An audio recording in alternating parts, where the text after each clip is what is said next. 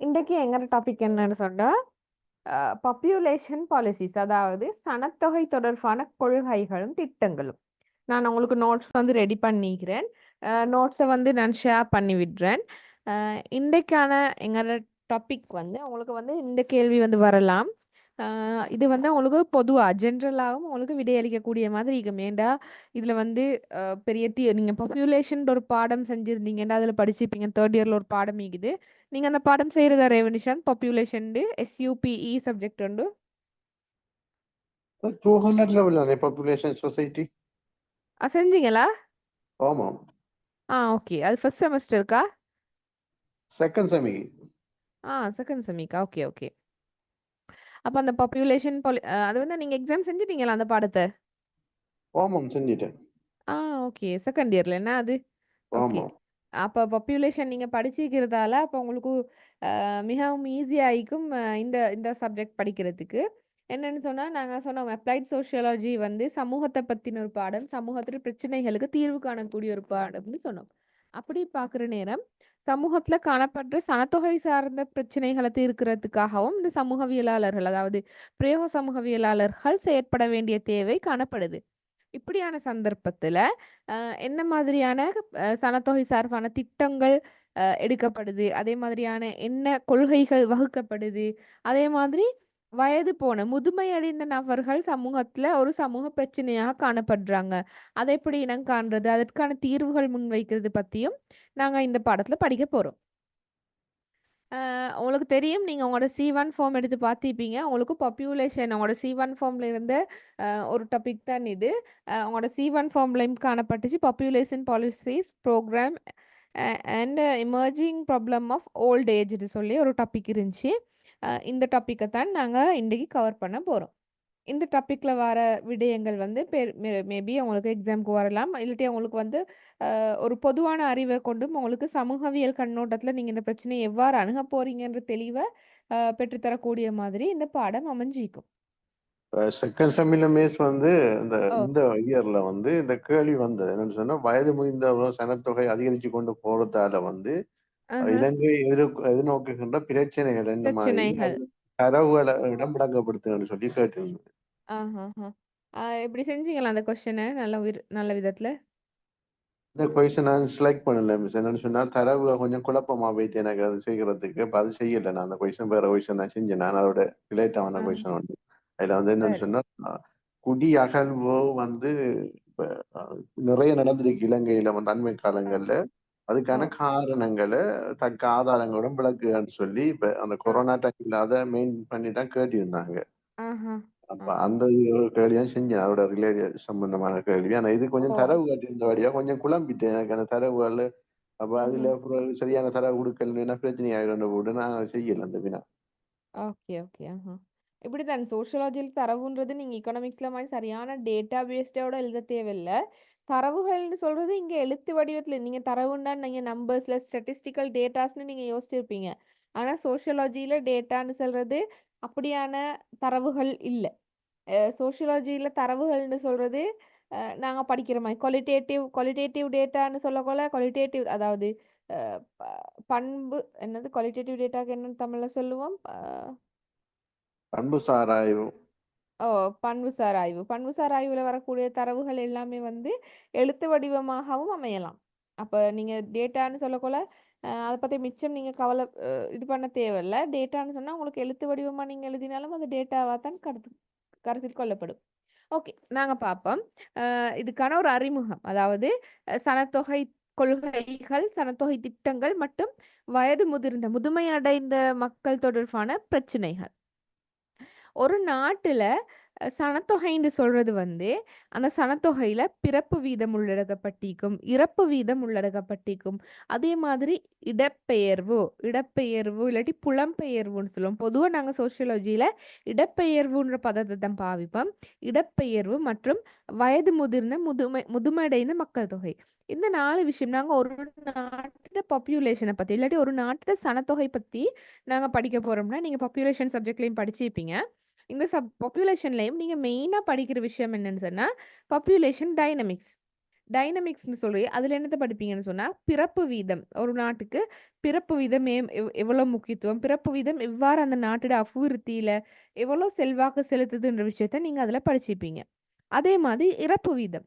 இறப்பு வீதத்துக்கான காரணங்கள், ஏன் அதிக அளவான இறப்பு வீதம் ஏற்படுது? இல்லாட்டி இறப்பு வீதம் ஒரு நாட்டோட எதிர்காலத்துல என்ன விதமான தாக்கத்தை ஏற்படுத்தும்னு சொல்லின விடயங்களையும் பார்த்திருப்பீங்க. அதே மாதிரி இன்னொரு விஷயம் படிச்சிருப்பீங்க. இடப்பெயர்வு. அதாவது பாப்புலேஷன் அதாவது சனத்தொகை வந்து ஒரு இடத்துல ஒரு நிலப்பரப்புலேருந்து இன்னொரு நிலப்பரப்பை நோக்கி தற்காலிகமாகவோ, நிரந்தரமாகவோ புலம்பெயர்றத நாங்க இடப்பெயர்வுன்னு சொல்லுவோம். இந்த இடப்பெயர்வும் சனத்தொகை கட்டமைப்புல மாற்றத்தை ஏற்படுத்தக்கூடியது. அதே மாதிரி முதுமை அடைந்த வயதான மக்கள் தொகை, அதுவும் என்ன செய்யும்? ஒரு நாட்டிட அபிவிருத்தியில, ஒரு நாட்டிட அ செயற்பாட்டுல தாக்கத்த விளைவிக்கக்கூடியது. இந்த மாதிரி இந்த 4 விஷயம் தான் நாங்க பாப்புலேஷன்ல முக்கியமா படிப்போம்.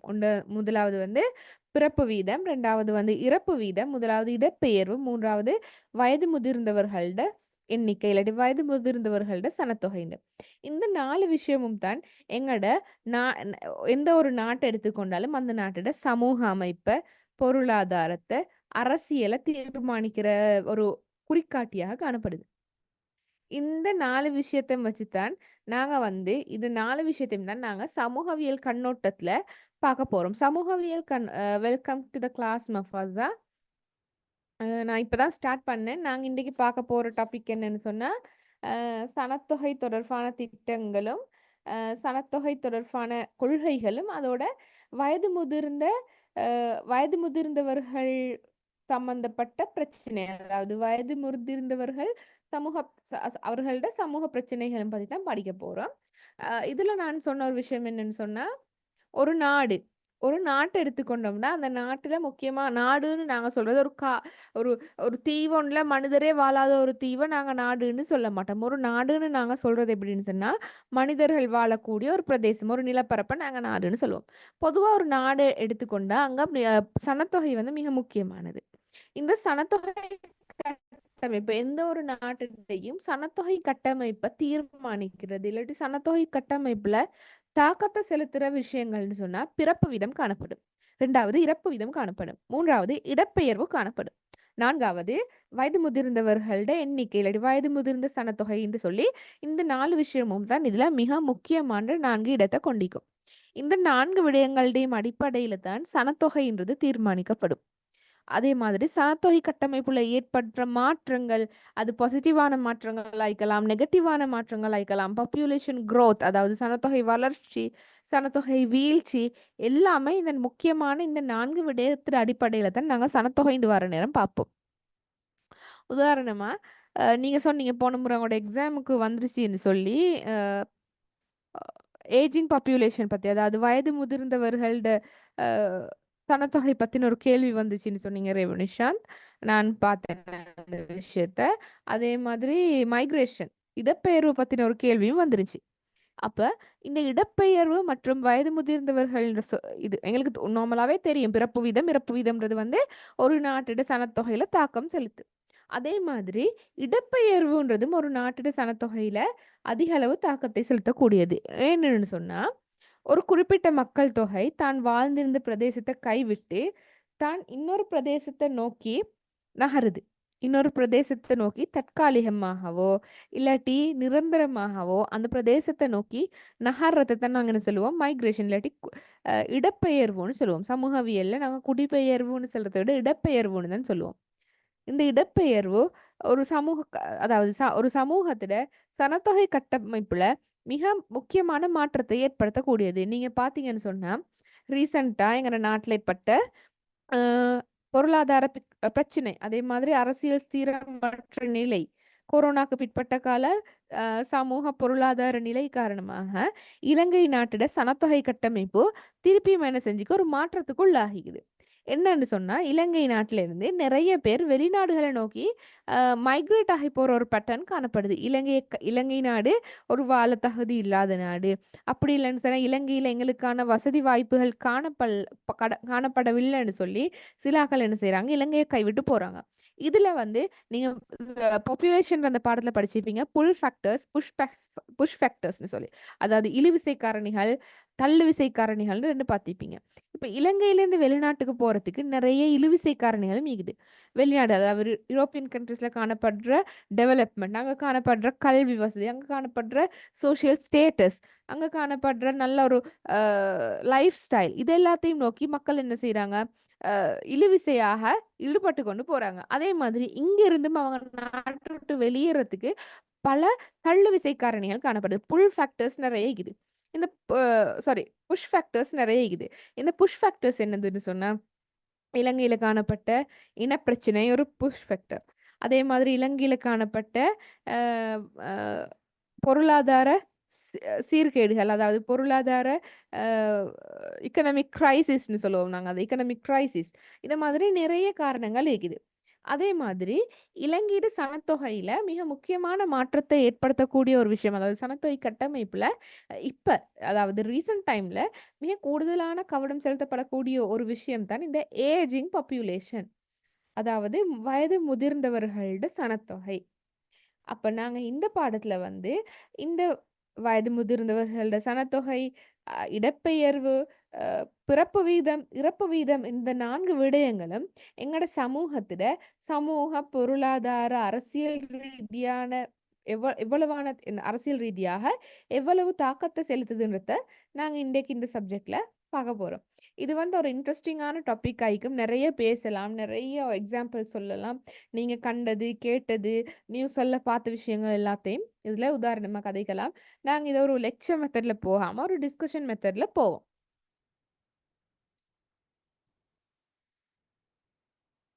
பாப்புலேஷன் பாலிசிஸ் அதாவது நான் இதுக்குரிய நோட்ஸ் எல்லாம் உங்களுக்கு அனுப்புவேன். நோட்ஸ் ப்ரிப்பேர் பண்ணி வச்சுக்கிறேன்.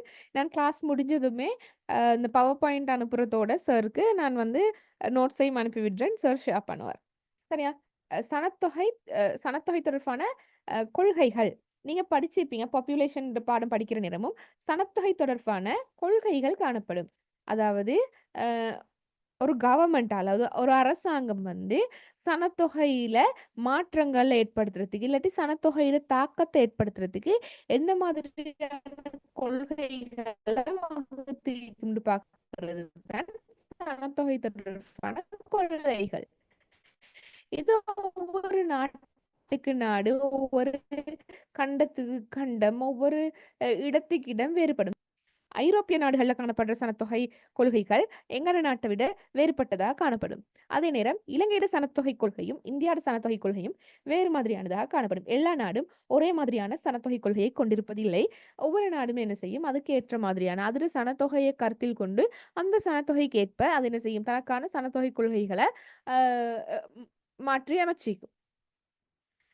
இந்த சனத்தொகை கொள்கை ஒரு அளவீடு செய்ய அதாவது சனத்தொகை தொடர்பான ஒரு அளவீட்டை மேற்கொண்டு அதன் மூலமாக சனத்தொகையின் அளவு, சனத்தொகையின் வளர்ச்சி, சனத்தொகை கட்டமைப்பு இந்த விடயங்கள் என்ன செய்யும் தண்ட தாக்கத்தை செலுத்தும். நீங்க பார்த்திருப்பீங்க. நீங்க படிச்சிருப்பீங்க. இது உங்களுக்கு எனக்கு கொஞ்சம் ஈஸியா இருக்கும்னு நினைக்கிறேன். நீங்க ஏற்கனவே இது செகண்ட் இயர்ல படிச்சிக்கிறதால, இந்த சனத்தொகை தொடர்பான கொள்கைகள்னு பார்க்குற நேரம், சனத்தொகைக்கு ஆதரவான கொள்கை, சனத்தொகைக்கு எதிரான கொள்கைன்னு 2 விஷயம் நீங்க படிச்சிருப்பீங்க. சனத்தொகைக்கு ஆதரவான கொள்கை கொண்ட நாடுகளாக கனடா, அ ஆஸ்திரேலியா, அமெரிக்கா போன்ற அபிவிருத்தி அடைந்த நாடுகள் Denmark, Sweden, Switzerland, France, Hungary போன்ற போன்ற நாடுகள எங்களுக்கு குறிப்பிடலாம். அதாவது அபிவிருத்தி அடைந்த நாடுகள் என்ன செய்யுது? சனத்தொகைக்கு ஆதரவான கொள்கையை கொண்டிருக்குது. இப்படியான நாடுகள்ல வளங்கள் அதிகளவா காணப்படுது. அந்த வளங்கள் காணப்பட்ட போதும், அங்க வந்து சனத்தொகை காணப்படுதில்லை. இப்ப நீங்க ஆஸ்திரேலியா எல்லாம் பார்த்தீங்கன்னு சொன்னா, ஆஸ்திரேலியா ஒரு மிகப்பெரிய நிலப்பரப்பு. ஆனா, அங்க ஆஸ்திரேலியால மக்கள் தொகை வந்து மிக மிக குறைவு. அப்படியான நேரத்துல அவங்கள்ட்ட போதுமான வளம் இருக்குது, போதுமான அளவு காசும் இருக்குது. ஆனால் மனிதர்கள் இல்ல. ஒரு நாட்டுல மனிதர்களும் வந்து ஒரு வளம் தான். மனித வளம் ஹியூமன் ரிசோர்ஸ்ன்னு நாங்க சொல்லுவோம். மனிதர்களும் வளம் தான். இயற்கை வளங்கள் மட்டும் வளங்கள் இல்ல. மனிதர்களும் வளங்கள் தான். இப்படியான சில நாடுகள்ல அவங்களோட ஊழியப்படை அதாவது லேபர் ஃபோர்ஸ்ன்னு நாங்க சொல்லுவோம். லேபர் ஃபோர்ஸுக்கு தேவையான மக்கள் தொகை காணப்படாத சந்தர்ப்பத்துல அந்த நாடு என்ன செய்யும்னு சொன்னா, சனத்தொகையை பெருக்கிக் கொள்றதுக்கு சனத்தொகைக்கு ஆதரவான கொள்கைகளை வகுத்திக்கும். அதாவது அ மக்களை என்ன செய்யும்? அதாவது அந்த நாட்டுல குடிமக்கள் மக்களை அஹ், குழந்தை பெற்றுக்கொள்றது என்ன செய்யும், ப்ரமோட் பண்ணும், என்கரேஜ் பண்ணும். அதாவது பிறப்பு வீதத்தை என்கரேஜ் பண்ணும், குழந்தை பெற்றுக்கொள்றதை என்கரேஜ். பிரான்ஸ்ல இந்த மாதிரியான, பிரான்ஸ்ல குறவு நான் நினைக்கிறேன், கனடாலையும் ஹங்கேரியிலையும் சிங்கப்பூர்லையும் இருக்குது. 3வது குழந்தையோ 4வது குழந்தையோ பெற்றுக்கொண்டீங்கன்னு சொன்னா, 3வது குழந்தைக்கு நான் நினைக்கிறேன், 3வது குழந்தை பெற்றுக்கொண்டா $5000 இல்லாட்டி $500 நான் நினைக்கிறேன். ஏதோ 5ல தான் வரும், 3 டிஜிட்டா 4 டிஜிட்டான்னு எனக்கு தெரியாது உண்மையாவே.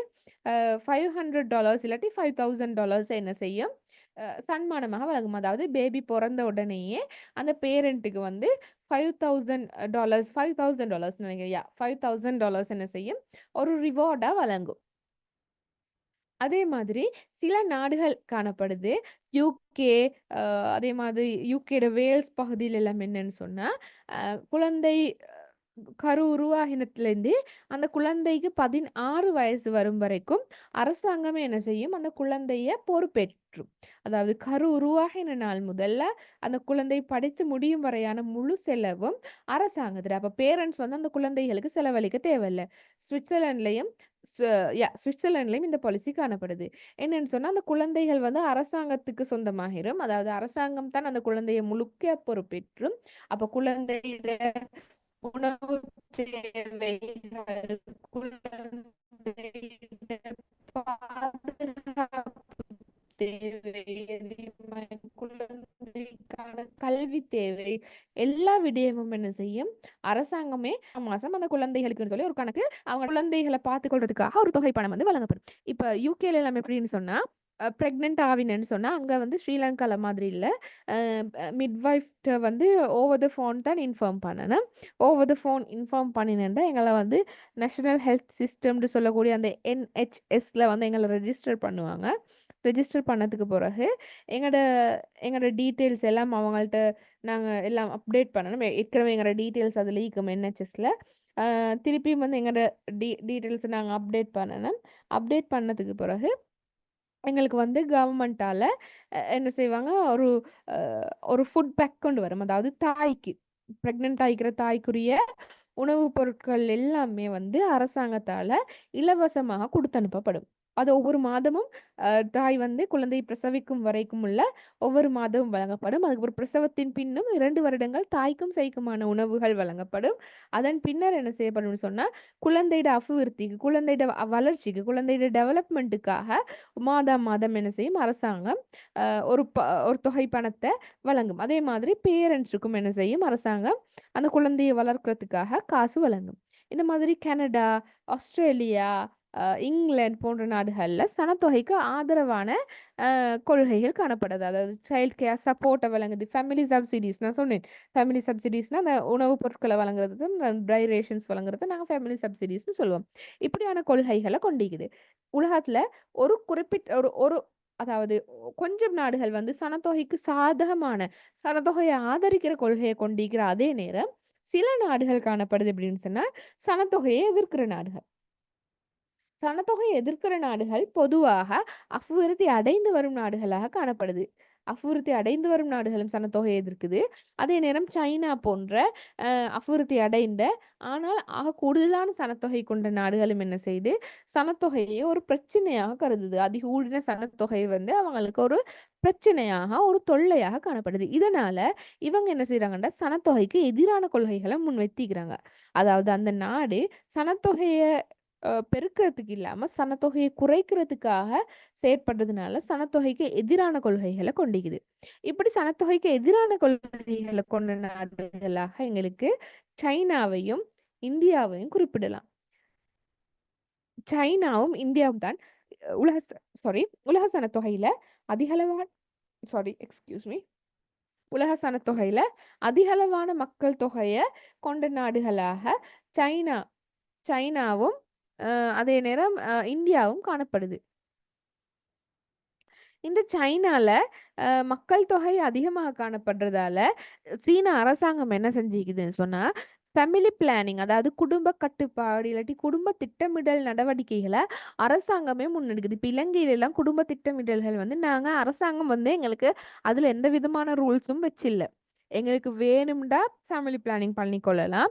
எங்களுக்கு தேவையில்லன்னு சொன்னா, நாங்க ஃபேமிலி பிளானிங் பண்ண தேவையில்ல. எங்களோட விருப்பம் மாதிரி எங்களுக்கு 5 குழந்தை பெத்துக்கொள்றதுனாலும் பெத்துக்கொள்ளலாம். 4 குழந்தை பெத்துக்கிறோம்னா பெத்துக்கலாம். 1 குழந்தையோட நிக்கிறண்டாலும் நிக்கலாம். இல்லாட்டி குழந்தையே பெத்துக்கொள்ளலான்டாலும், எங்கட அரசாங்கம் அதுக்கு எந்த விதமான ஃபோர்ஸ் பண்றதும் இல்ல. எந்த விதமான கொள்கைகள வச்சு இப்படித்தான் நீக்கணும்னு சொல்லி எந்த விதமான இதுவும் இல்ல.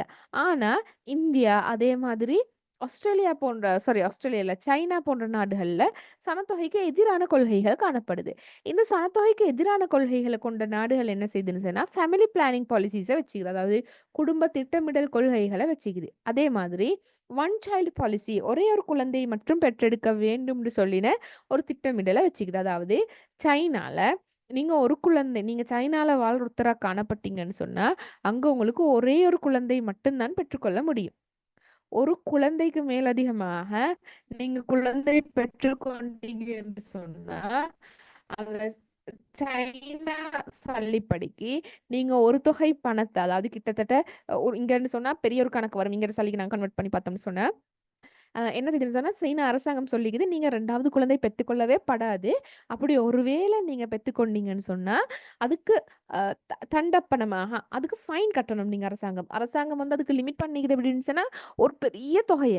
அதாவது ஒரு சாதாரண மனிதனால, ஒரு குடும்பஸ்தனால, சாதாரணமா வொர்க் பண்ற ஒருத்தரால, அதாவது எஃபோர்ட் பண்ண முடியாத ஒரு அமௌண்ட்ட வந்து சைனா வச்சுக்குது.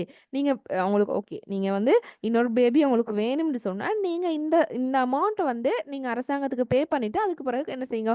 குழந்தை பெத்துக்கொள்ளணும்னு சொல்லிக்குது. இதனால சைனா அரசாங்கம் என்ன செய்யுது? சனத்தொகை கட்டுப்படுத்துறதுக்கான நடவடிக்கைகள மேற்கொள்ளுது. அதே மாதிரி நீங்க இந்தியா எடுத்து பார்த்தீங்கன்னு சொன்னா, இந்தியால 1950களுக்கு பிறகு 1950, 60, 70 காலப்பகுதிகள்ல இந்தியாவோட சனத்தொகை வந்து வேகமாக வளர்ச்சி அடைந்ததுனால, இந்திய அரசாங்கம் என்ன செஞ்சு முன்வச்சது. அதாவது நாங்க 2 பேர் இருக்கிறோம். எங்களுக்கு 2 பேர் மட்டும் போதும். 2 பேருக்கு மேலதிகமாக என்ன தேவையில்ல, எங்களுக்கு குழந்தைகள் தேவையில்ல. அதே பிற்காலத்துல, அதாவது 2000ஆம் ஆண்டுகளோட ஆரம்ப பகுதிகள்ல, 90ஆம் ஆண்டுகளோட இறுதி பகுதியில நாம் இருந்துச்சு. நான் இப்ப ரீசென்ட்டா ஒரு போஸ்ட் ஒண்ணு பார்த்தேன் Facebookல. அதுல அதாவது இந்தியால இப்ப இலங்கை மாதிரி தான் அவங்களும் பொருளாதார ரீதியான, அதாவது அங்க high expectation, high life style செலவெல்லாம் அங்க அதிக அளவா காணப்படுது. பெங்களூர் போன்ற சிட்டிலலாம் வாழ்றது மிக கஷ்டம். டெல்லியில, பெங்களூர்ல, மும்பைலலாம் அவங்களோட காஸ்ட் ஆஃப் லிவிங் வந்து மிக கூடுதலாக காணப்படுது. அதனால அங்க அந்த லிவிங் டுகெதர் அந்த மாதிரி, அதாவது கமிட்மெண்ட் உள்ளுக போகாம லிவிங் டுகெதர் மாதிரி வாழ்ற பாலிசிஸ் தான் இப்ப அங்க ட்ரெண்டா போகுது. அந்த இதுல வந்து ஒரு ஒரு போஸ்டர் ஒண்ணு போட்டிக்கிறாங்க. எப்படின்னு சொன்னா, அ "நாம் இருவர் என்ற காலம் முடிந்தது. இல்ல, நாம் இருவர் நமக்கிருவர் என்ற காலம் முடிந்தது. நாம் இருவர் நமக்கு ஒருவர் என்பது மலையேறிவிட்டது. நாமே இருவர் நமக்கு ஏன் இன்னொருவர் என்ற காலத்தில் வாழ்ந்து கொண்டிருக்கிறோம்டு." அதாவது நாங்களே 2 பேர் இருக்கிறோம். எங்களுக்கு இன்னொருத்தர் தேவையில்ல. நாங்க இன்னொருத்தர வந்து அ ப்ரொடியூஸ் பண்ண தேவையில்ல. ரீப்ரொடியூஸ் பண்ண தேவையில்லன்ற மாதிரியான ஒரு மைண்ட் செட்ல இப்ப வந்து இந்தியா நகர்ந்து கொண்டு இருக்குது. அப்ப இதுலேருந்து பார்க்குறோம் என்னன்னு சொன்னா, சனத்தொகைக்கு ஆதரவான கொள்கைகள சில நாடுகள் கொண்டிருக்குது. சனத்தொகைக்கு எதிரான கொள்கைகள சில நாடுகள் கொண்டிருக்குது. அதே மாதிரி இடப்பெயர்வு தொடர்பான கொள்கைகளையும் ஒவ்வொரு நாடும் வச்சுக்குது.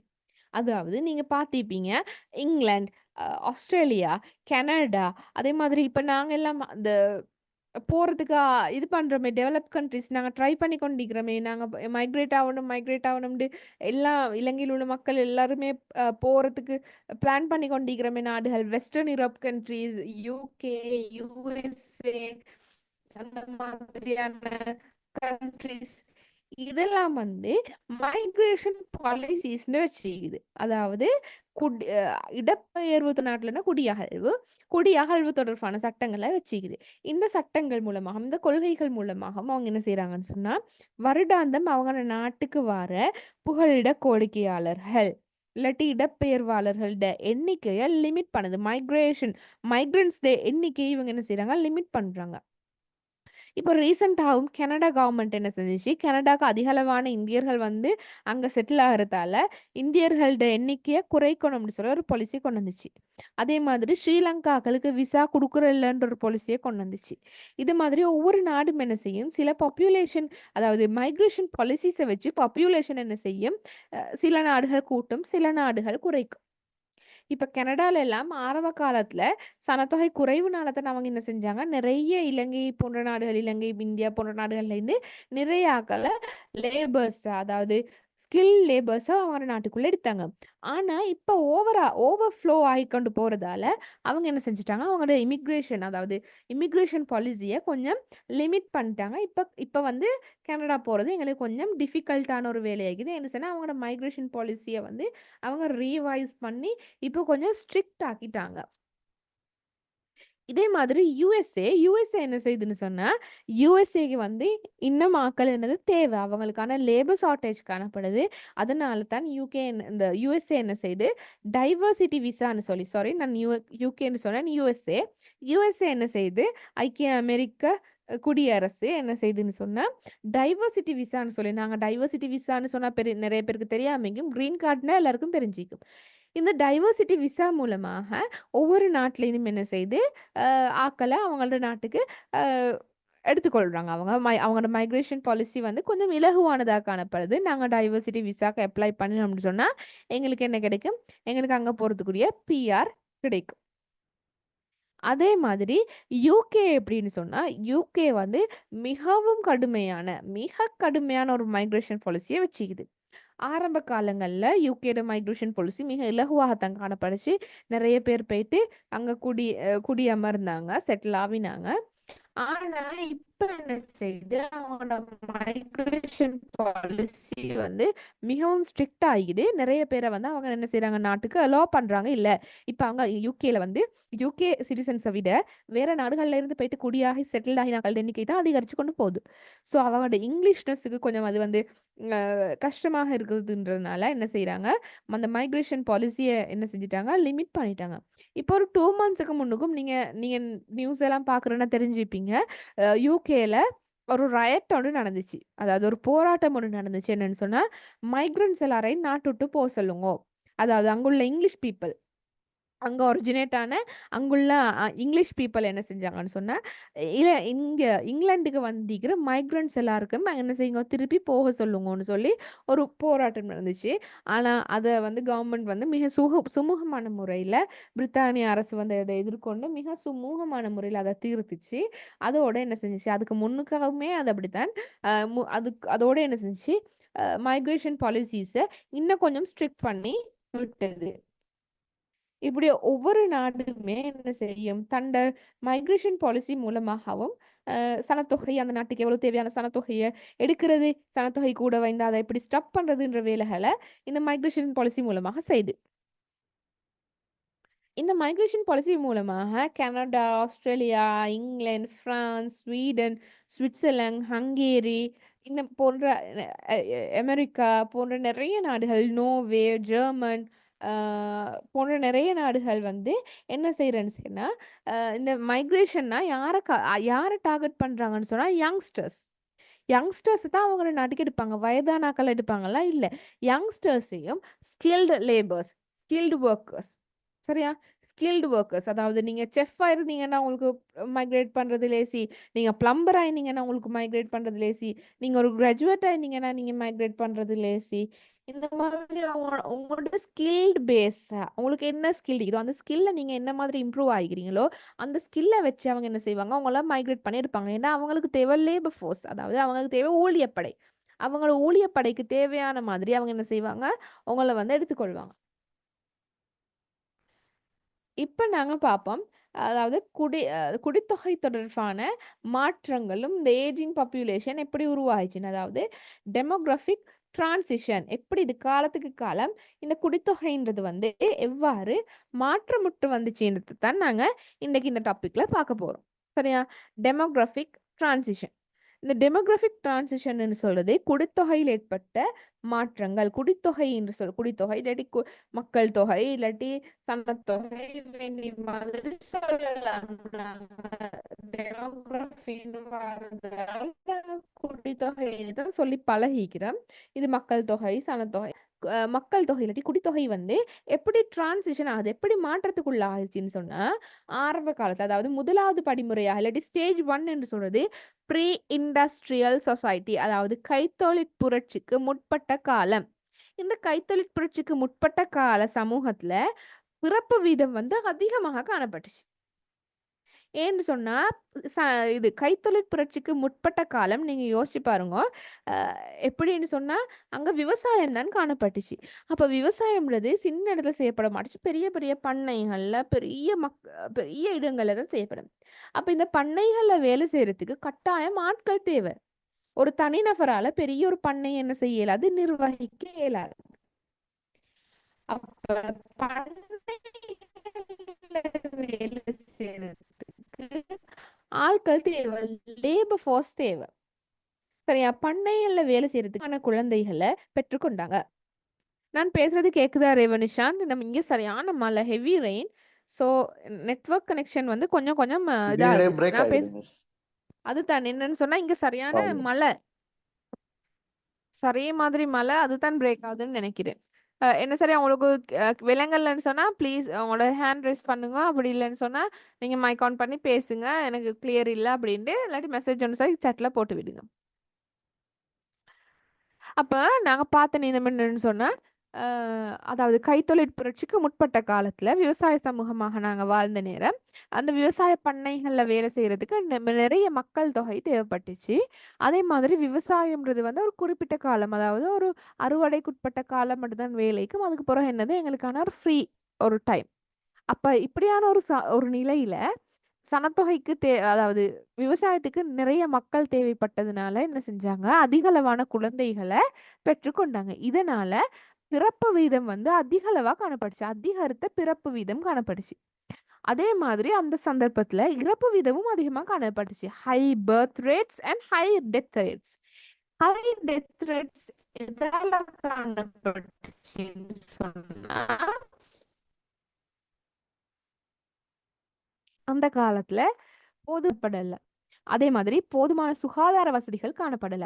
இதனால நோய் தொற்றுக்குள்ளாகிற சந்தர்ப்பம் அதிகமா காணப்பட்டுச்சு. அதே மாதிரி தொற்று நோய்கள், பஞ்சங்கள், பட்டணிகள், வறட்சி, இந்த மாதிரி நிறைய உணவு பற்றாக்குறை, தொற்று நோய்கள், மலேரியா போன்ற நோய்கள் அதிக அளவாக பரவினதால இறப்பு வீதம் என்ன செஞ்சுச்சு, அதிகரித்து காணப்பட்டுச்சு. அப்ப ப்ரீ இண்டஸ்ட்ரியல் சொசைட்டின்னு சொல்ல, அதாவது தொழில்துறைக்கு முற்பட்ட காலத்துல, கைத்தொழில்துறைக்கு முற்பட்ட காலத்துல பிறப்பு வீதமும் அதிகரித்து இறப்பு வீதமும் அதிகரித்து காணப்பட்டுச்சு. அதுக்கு பிறகு கைத்தொழில் புரட்சி ஏற்பட்டதுக்கு பிறகு 2வது நிலையில, அதாவது ஸ்டேஜ் 2ல இப்ப என்ன செஞ்சுட்டாங்கன்னு சொன்னா, இப்ப கைத்தொழில் புரட்சிக்கு பிறகு மருந்து வகைகள் கண்டுபிடிச்சாச்சு. அதே மாதிரி பஞ்சங்கள் வராம உற்பத்திகள் அதிகரிச்சுச்சு. அப்ப பஞ்சம் வராது. தேவையான விவசாய உற்பத்திகளை நாங்க ஏற்கனவே ஸ்டோர் பண்ணி வச்சுக்கிறோம். மருந்துகள் நிறைய கண்டுபிடிச்சாச்சு. சுகாதார வசதிகளை செஞ்சாச்சு. இப்ப என்ன நடக்குதுன்னு சொன்னா, இப்பயும் பிறப்பு வீதம், அதாவது ரேபிட் பாப்புலேஷன் growth, பிறப்பு வீதம் வந்து என்ன செஞ்சுச்சு, அதிகரித்து காணப்பட்டுச்சு. ஆனா இறப்பு வீதம் என்ன செஞ்சுச்சு, குறைஞ்சிருச்சு. பிறப்பு வீதம் அதிகரிக்க இறப்பு வீதம் குறைஞ்சிருச்சு.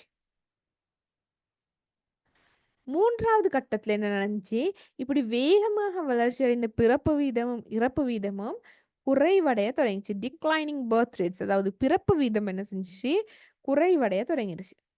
இப்ப நாங்க வந்து ஒரு சமூகத்துக்கு வந்து எப்படின்னா, கைத்தொழில் புரட்சிக்கு பிறகு ஒரு இண்டிவிஜுவல் சொசைட்டி, அதாவது ஒரு குடும்பமா உருவாகி, அதே மாதிரி எல்லாரும் ஹஸ்பண்ட் ஒய்ஃப் 2 பேரும் வேலை செய்யற மாதிரியான ஒரு சிச்சுவேஷனுக்கு இப்ப கைத்தொழில் புரட்சியோட வளர்ச்சியோட நாங்க வந்து எங்களோட சமூக கட்டமைப்பு அப்படியே மாறிடுச்சு. இவ்வளவு காலம் வீட்டுல குழந்தைகளை மட்டும் பார்த்து கொண்டு இந்த ஒய்ஃபும் இப்ப என்ன செய்யறா, வேலைக்கு போ ஸ்டார்ட் பண்ணிட்டா. இதனால என்ன நடந்துச்சு, பிறப்பு வீதம் குறைவடைஞ்சிச்சு. வீட்டுல உள்ள பெண் பிள்ளைகள் எல்லாம் என்ன செய்யறாங்க, ஸ்டடி பண்றாங்க, ஹையர் ஸ்டடீஸுக்கு போறாங்க. ஹையர் ஸ்டடீஸ் போறதால அவங்களோட திருமணத்துக்குரிய வயதெல்லை வந்து கூடுது. இதனால என்ன நடந்துச்சுன்னு சொன்னா, பிறப்பு வீதம் குறைவடைஞ்சுச்சு. இறப்பு வீதம் என்னது ஒரு ஸ்டேபிளான நிலையில. அதாவது இறப்பு வீதம் வந்து ஒரு மட்டத்துல அப்படியே நின்றுச்சு. ஸ்டேஜ் 5ல என்ன செய்யுதுன்னு சொன்னா, சனத்தொகை வந்து அப்படியே குறைஞ்சு கொண்டு போகுது. ஏனென்று சொன்னா, அ இப்ப வந்து எங்களுக்கு சரியான நல்ல சுகாதார வசதிகள் எல்லாமே காணப்படுது. ஆனா, எங்களுக்கு பிறப்பு வீதம் குறைஞ்சு கொண்டு போகுது. பிறப்பு வீதம் குறைய இறப்பு வீதமும் என்ன செஞ்சு குறைஞ்சிருச்சு. பிறப்பு வீதமும் குறைஞ்சு, இறப்பு வீதமும் குறைஞ்சிச்சுன்னு சொன்னா, எங்களோட சனத்தொகை கட்டமைப்பு கூம்புன்ற நிலையில் இருந்து, அதாவது ஒரு கூம்பு நிலையில் இருந்து ஒரு பிரமிட்ட விட இத எப்படி சொல்லுவோம்? ஒரு ஒரு வித்தியாசமான ஒரு தோற்றத்துல ஒரு அ ஒரு நீங்க சனத்தொகை அதாவது பாப்புலேஷன் பிரமிட்ஸ் பார்த்திருப்பீங்க. இந்த பாப்புலேஷன் பிரமிட் தோற்றம் என்ன செய்யுதுன்னு சொன்னா, ஒரு மாற்றம் அடைந்து கொண்டு போற நிலை காணப்படுது. இப்ப இலங்கையில எல்லாம் ஒரு முக்கோணமா இருக்க வேண்டிய பிரமிட் வந்து, இப்ப கீழ்ப்பக்கம் ஒடுங்கி, மேல் பக்கம் விரிவாகி, அந்த முக்கோணமே இல்லாம, அந்த முஸ்லிம் பள்ளிகள்ல காணப்படும் அந்த மினரான்னு சொல்லக்கூடிய அந்த மேலைக்கு மந்திர ஷேப்புக்கும் இப்ப அதுல அதோட வடிவம் காணப்படுது. அதாவது பிறப்பு வீதமாகவே குறைஞ்சிருச்சு. இறப்பு வீதமாகவே குறைஞ்சிருச்சு. இப்ப சனத்தொகை வந்து என்ன செய்யுது? வயதான சனத்தொகை கொண்டு போறோம்.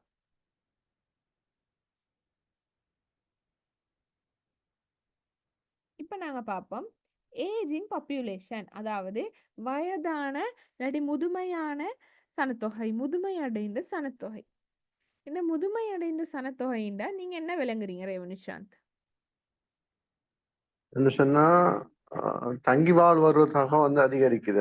சொன்னா வயது உங்களுக்கு சரியான மருந்துகள் இதெல்லாம் கிடைக்கிறதால வந்து பிறப்பு வீதம் வந்து குறைஞ்சி இறப்பு வீதம் வந்து இந்த என்னன்னு சொன்னா பிறப்பு வீதம் குறைவடைந்து இறப்பு வீதமும் சரியான முறையில இடம்பெறாதால வந்து அவங்கள வந்து ஏஜுக்கு வந்து இப்ப 100 வயசையும் தாண்டி வாழ்ந்து கொண்டிருக்கிறவங்க எண்ணிக்கை வந்து அதிகரிக்கிறதால வந்து இலங்கை போன்ற நாடுகளுக்கு அபிவிருத்தி அடைந்து வர நாடுகளுக்கு வந்து நிறைய பொருளாதார சுமைகள் ஏற்படுகின்றது. பென்ஷன் ம். கொடுக்கணும், அடுத்தது இந்த வயது வந்தாக்களுக்குரிய பாதுகாப்பு செலவுகள், நீங்க வருத்தக்காராக்கள் அடிப்பாங்க அதுகளுக்குரிய நோய் கொடுப்பனவுகள், அடுத்தது வந்து வீட்டுகள்ல வந்து தங்கி வாழ்றதால வந்து அந்த ம். குடும்பங்களும் சில நேரம் வறுமை நிலை அடையுது. இப்படியான ம். பிரச்சனைகளை வந்து எதிர்நோக்கிற கொண்டிருக்காங்க. ம். Very good. ஆம். என்னன்னு சொன்னா, முதுமைன்னு சொல்றத நாங்க முதுமைன்றத எப்படி நான் ஃபர்ஸ்ட்ல இருந்தே வாரேன். நீங்க சொன்ன விஷயம் எல்லாம் ஓகே. நாங்க அதெல்லாம் பார்க்க போறோம். நீங்க ஏற்கனவே இந்த பாடம் படிச்சிருக்கிறதால உங்களுக்கு நான் நினைக்கிறேன் இதுல மிச்சம் ஒரு தெளிவிக்கும். இந்த கொஸ்டின் வந்து உங்களோட எக்ஸாம் பேப்பர்ல வந்துச்சுன்னா கட்டாயம் செய்யுங்க. ஏன்னு சொன்னா ஏற்கனவே நீங்க உங்களுக்கு பாப்புலேஷன் அண்ட் சொசைட்டில உங்களுக்கு இருக்கிற ஒரு நாலேட்ஜ் ஒன்றும் மீக்கும். அந்த நாலேட்ஜோட இத சோசியோலாஜிக்கல் பாயிண்ட் ஆஃப் வியூல கொஞ்சம் அதாவது அப்ளைட் சோசியாலஜிக்கு எப்படியான இன்டர்வென்ஷன்ஸோட குடுக்குறீங்கன்னு குடுத்தீங்கன்னா, ஓகே. பொதுவா 2மே ஒரே மாதிரி தான் நீக்கும். அதுல பிரச்சனை ஒண்ணும் இல்ல. இப்ப நாங்க பார்ப்போம். அ வயது முதிர்ந்த மக்கள் தொகை இல்லாட்டி ஏஜிங் பாப்புலேஷன் இல்லாட்டி முதுமையடைந்த மக்கள் தொகையிட்ட என்னன்றது எங்களுக்கு தெரிஞ்சுக்கணும் முதலாவது. இப்ப நான் நினைச்சேன் உண்மையா உங்களுக்கு இந்த பாடம் வந்து நீங்க என்ன பாப்புலேஷன் சொசைட்டின்றது செய்யலன்னு சொல்லி, அதனால தான் நான் கொஞ்சம் கூடுதலா அத ஒரு நல்லாவே எலபரேட் பண்ணி போட்டேன். என்ன சொன்னா உங்களுக்கு அது அறிமுகம் உண்டு இல்லையோ தெரியாண்டு லக்கிலி நீங்க அத பத்தி தெரிஞ்சு வச்சுக்கிறீங்க. ஆ இப்ப நாங்க பார்ப்போம். ஏஜிங்ன்னா என்னது? அதாவது முதுமை அடைதல்னா என்னன்னு சொன்னா, அது ஒரு உயிரியல் ரீதியான செயற்பாடு. நாங்க வந்து ஒரு குழந்தை வந்து கருவுல உருவாகின நாள்ல இருந்து அது ஒவ்வொரு நாளும் முதுமையை நோக்கி தான் we too going forward to the aging. அதாவது ஒவ்வொரு நாளும் நாங்க என்ன செய்றோம்? நாங்க முதுமையை நோக்கித்தான் நாங்க ஒவ்வொரு நாளும் நகர்ந்து கொண்டு இருக்கிறோம். எங்களோட வாழ்நாள்ல கழியிற ஒவ்வொரு நிமிடங்களும் நாங்க முதுமையை நோக்கித்தான் கழித்துக் கொண்டிருக்கிறோம். உதாரணமா ஒரு குழந்தை கருவுல உருவாகின நாள் தொட்டு அது முதுமையை நோக்கித்தான் நகர்ந்து கொண்டிருக்குது. அது ஒவ்வொரு வருஷமும் நாங்க பர்த்டேஸ் எல்லாம் செலிப்ரேட் பண்றோம். முதுமை அடையறத தான் நாங்க என்ன செஞ்சு கொண்டிருக்கிறோம், இவ்வளோ நாளும் கொண்டாடி கொண்டே இருக்கிறோம். சரியா? அப்ப முதுமைன்னு சொல்றது ஒரு அ ஒரு ஒரு மனிதனாக பிறந்த ஒவ்வொருத்தரும் வந்து அ தன்னோட வாழ்நாள கழிச்சு கொண்டு போற நேரம், அவன் முதுமையை நோக்கித்தான் பயணித்து கொண்டிருக்கிறான்னு சொல்லுவோம். சரியா? அதாவது ஒரு கரு உருவாகினத்திலிருந்து அந்த இறப்பு வரையான காலப்பகுதியில அது வந்து முதுமையை கட்டாயம் அதாவது வாழ்வின் ஒரு பருவமாக இந்த முதுமை நிலையை கடந்து தான் ஆக வேண்டிய ஒரு சூழ்நிலை காணப்படுது. இந்த முதுமைன்றது வந்து ஒவ்வொரு நாடும் அதுக்குரிய ஒவ்வொரு வரையறைகள கொண்டிருக்குது. அதாவது ஏஜ் டிமார்கேஷன் செய்யுது. வெஸ்டர்ன் வேர்ல்ட் அதாவது மேற்கத்திய உலகத்துல வந்து 65 வயதுக்கு மேற்பட்ட ஆட்கள் தான் என்ன செய்வாங்க முதுமை அதாவது ஏஜ் பாப்புலேஷன் இல்லாட்டி எல்டர்லி பாப்புலேஷன் சொல்லுவாங்க. வயது முதிர்ந்தவர் 65 வயதுக்கு மேற்பட்ட ஆட்களுக்கு தான் சொல்லுவாங்க. அப்ப 65 வயதுல தான் அவங்களுக்கு என்ன கிடைக்கும் பென்ஷனும் கிடைக்கும்.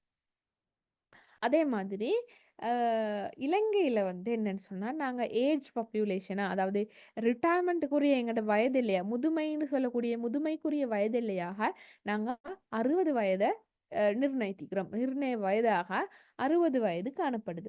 இலங்கையிலயும் நாங்க 60 வயதாகின என்ன செஞ்சுருவோம், பென்ஷன் குடுத்துருவோம். அதே பிரைவேட்ல வேலை செய்றாங்க என்ன செய்வாங்க, 60 வயது தாண்டியும் வேலைகள்ல ஈடுபடுவாங்க. ஆனா வெஸ்டர்ன் யூரோப்பியன் கண்ட்ரீஸ்ல எல்லாம் எப்படின்னு சொன்னா 65 வயசு வரைக்கும் வேலை செய்யலாம். 65 வயசுக்கு பிறகு அவங்களுக்கு அரசாங்கமே என்ன செய்யும் ஃப்ரீ விசாஸ் ஃப்ரீ அக்கமடேஷனோட ஒவ்வொரு நாட்டுக்கும் ட்ரிப்ஸ் அனுப்பி வைக்கும். அப்படி வாராக்கள் தான் என்னது ஸ்ரீலங்காக்கெல்லாம் வர ஃபாரினர்ஸ் அவங்க உழைத்த காசுலயும் வரலாம். இதுக்கு என்ன செய்யும் அரசாங்கம் வந்து அரசாங்கத்துல செல்ல உள்ள ஒவ்வொரு நாட்டுக்கான சுற்றுலா பயணங்கள் அவங்க என்ன என்ன நாடு விரும்புறாங்களோ அந்த நாட்டுக்கு அனுப்பி வைக்கும்.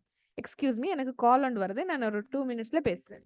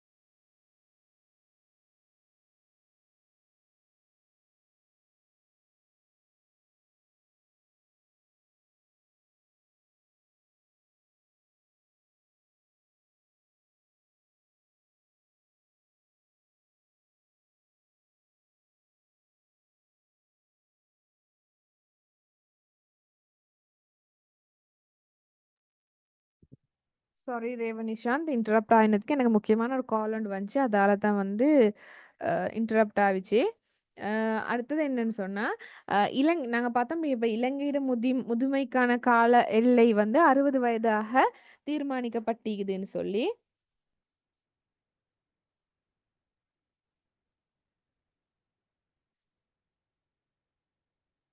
அதே மாதிரி இலங்கை போன்ற இதே மாதிரி ஏனைய நாடுகள்லயும் இந்த முதுமையுடைய மக்கள் தொகை அதாவது வயதான மக்கள் தொகை அதிகரிக்கிறதுக்கான நிறைய காரணங்கள் இருக்குது. இந்த காரணங்களை தான் நாங்க பார்க்க போறோம். சரியா? காஸ் ஆஃப் பாப்புலேஷன் ஏஜிங் அதாவது முதுமை அடைவதற்கான காரணங்கள் அதாவது முதுமையுடைய சனத்தொகையுடைய எண்ணிக்கை அதிகரிப்பதற்கான காரணங்கள்.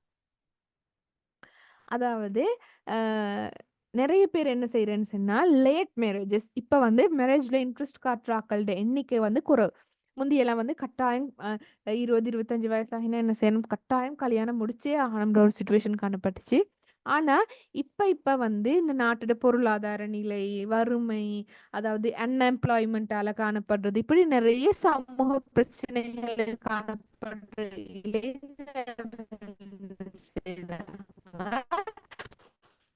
திருமணத்தை தள்ளி போடுறாங்க. இந்த திருமணத்தை தள்ளி போட போட குழந்தை பெற்றுக்கொள்ற சந்தர்ப்பம் வந்து குறையும். எல்லாருக்கும் தெரியும் அது.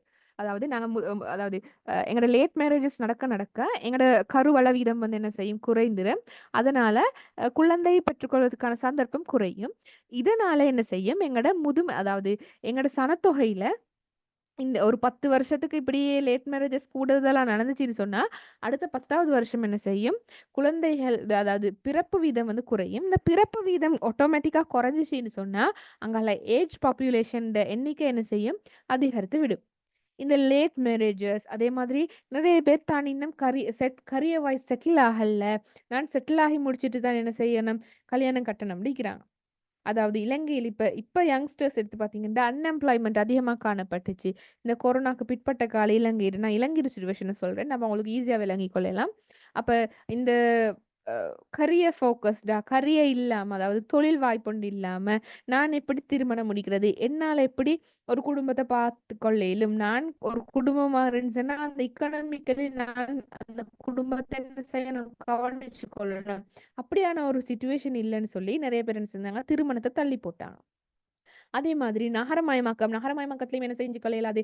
இப்ப கொழும்பு சிட்டிலலாம் நாங்க வந்து ஜாப் ஒண்ணு எடுத்து நாங்க வசிக்கிறேன்னு சொன்னா, அங்க எங்களுக்கு ஒரு குழந்தைய ரெய்ஸ் பண்றது சரியான சேலஞ்சிங்கான சிச்சுவேஷன். அங்க வந்து நாங்க ஒரு கிராமப்புறத்துல இல்லாட்டி ஒரு ஒரு வேற ஒரு அ ஒரு டவுன்ல இருந்து இப்ப நீங்க பட்டிக்லோலயோ, இல்லாட்டி கண்டிலயோ, இல்லாட்டி ஹப்புத்தலைலயோ, இல்லாட்டி மாத்தளைலயோ இருந்து நீங்க வந்து சைல்டு ரெய்ஸ் பண்ற மாதிரி இல்ல, கொலம்போல நீங்க சைல்டு ரெய்ஸ் பண்றது. அங்க சரியான காஸ்ட்.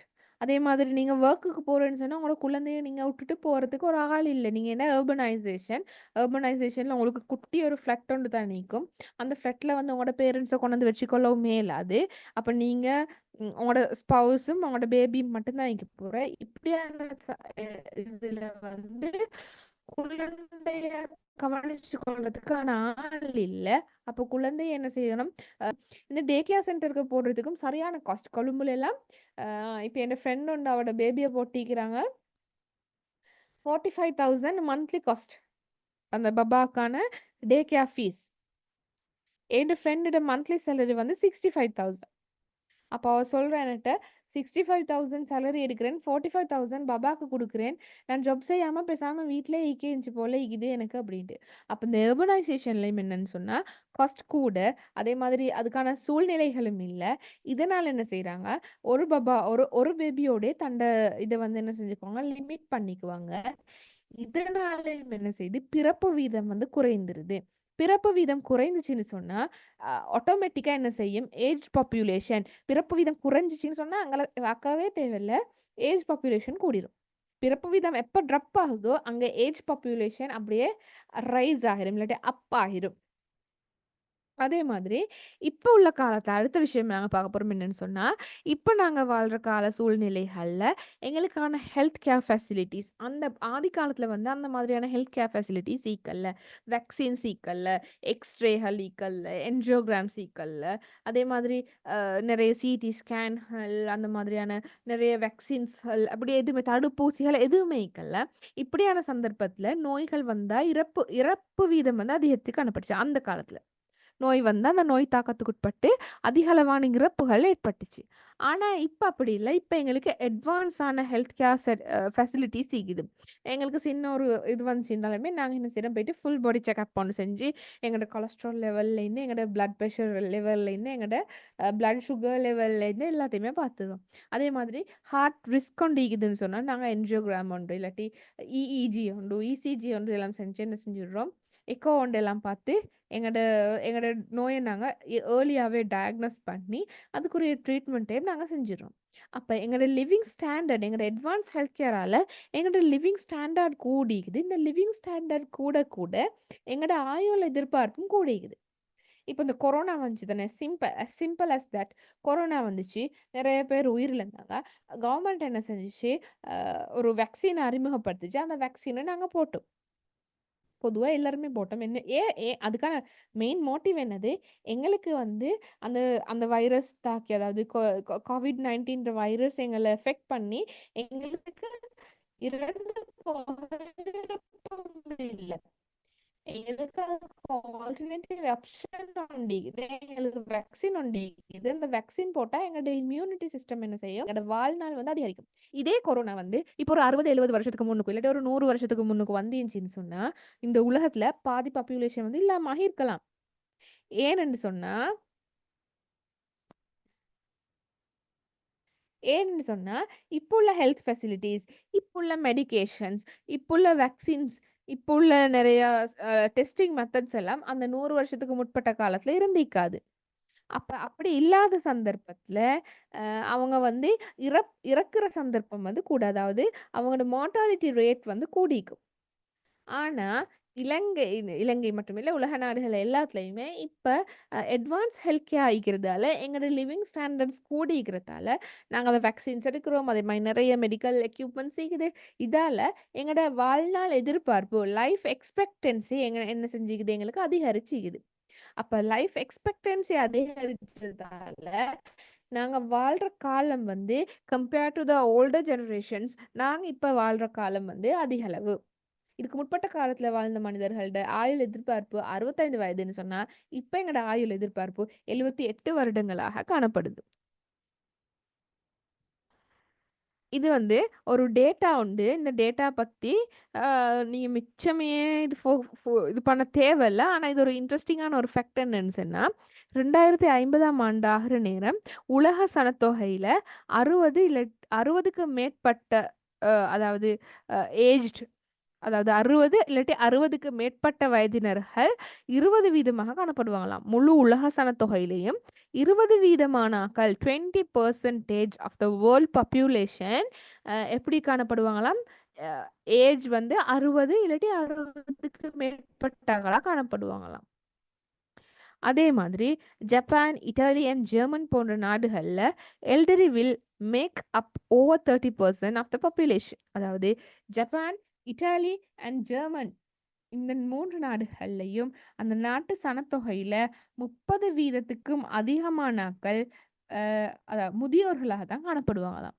சனத்தொகையில 30%க்கும் அதிகளவான முதியோர்கள் காணப்படுறதுன்னு சொல்றது வந்து ஒரு மிகப்பெரிய விஷயம்.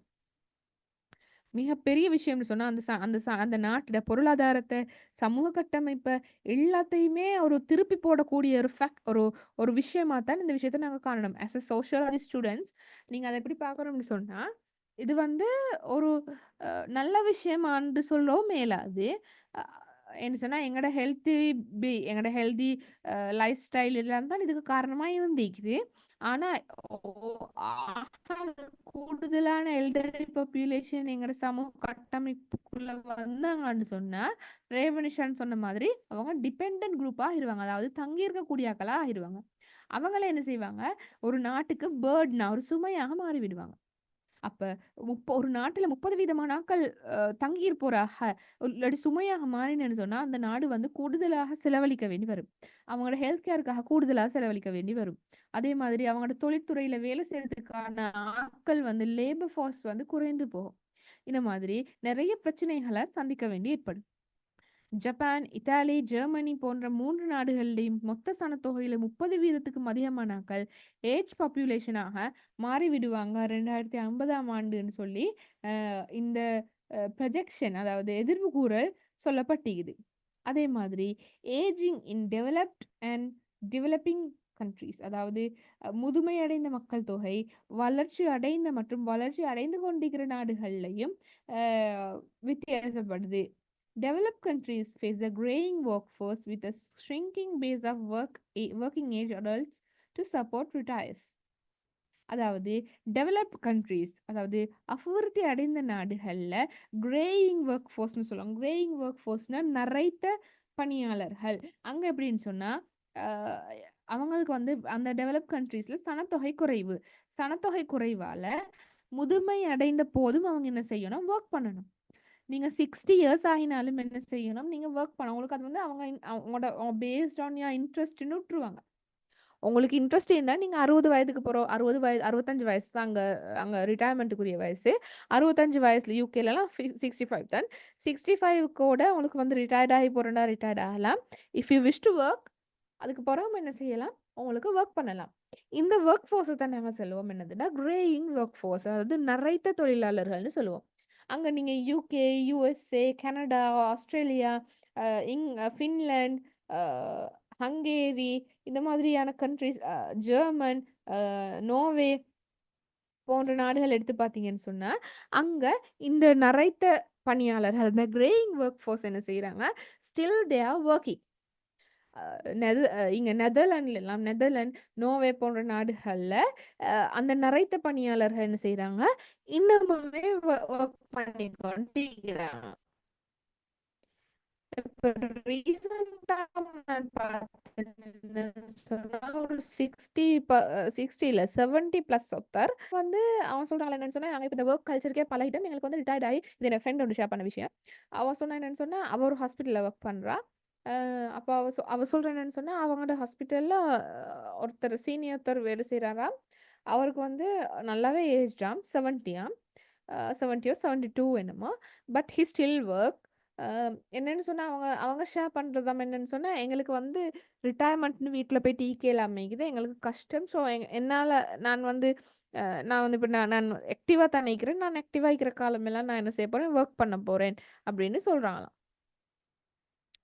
இப்படி இந்த வொர்க் ஃபோர்ஸ் என்னன்னு சொன்னா, கிரேயிங் வொர்க் ஃபோர்ஸ்ன்னு சொல்றோம் நாங்க. அதாவது நரைத்த தொழிலாளர்களாக அவங்க முதுமையை அடைந்த போதும் ஸ்டில் அவங்க என்ன செய்றாங்க, வொர்க் பண்ணி கொண்டு இருக்கிறாங்க. அதே மாதிரி டெவலப்பிங் கண்ட்ரீஸ்ல என்னன்னு சொன்னா, அ டெவலப்பிங் கண்ட்ரீஸ்லயும் ஒரு ரேப்பிடான ஏஜிங், அதாவது ஏஜ் பாப்புலேஷன், அதாவது முதுமையடைந்த மக்கள் தொகை வந்து மிக வேகமாக வளர்ச்சி அடையுதாம். மிக வேகமாக முதுமையடைந்த மக்கள் தொகையோட வளர்ச்சி காணப்படுது. காரணம் என்னன்னு சொன்னா, இங்க வந்து அ பிறப்பு வீதம் என்ன செஞ்சிருச்சு, இப்ப குறைஞ்சு கொண்டு போகுது. அதே மாதிரி ஹெல்த் கேர் ஃபெசிலிட்டீஸ் அதிகரிச்சு கொண்டு போகுது.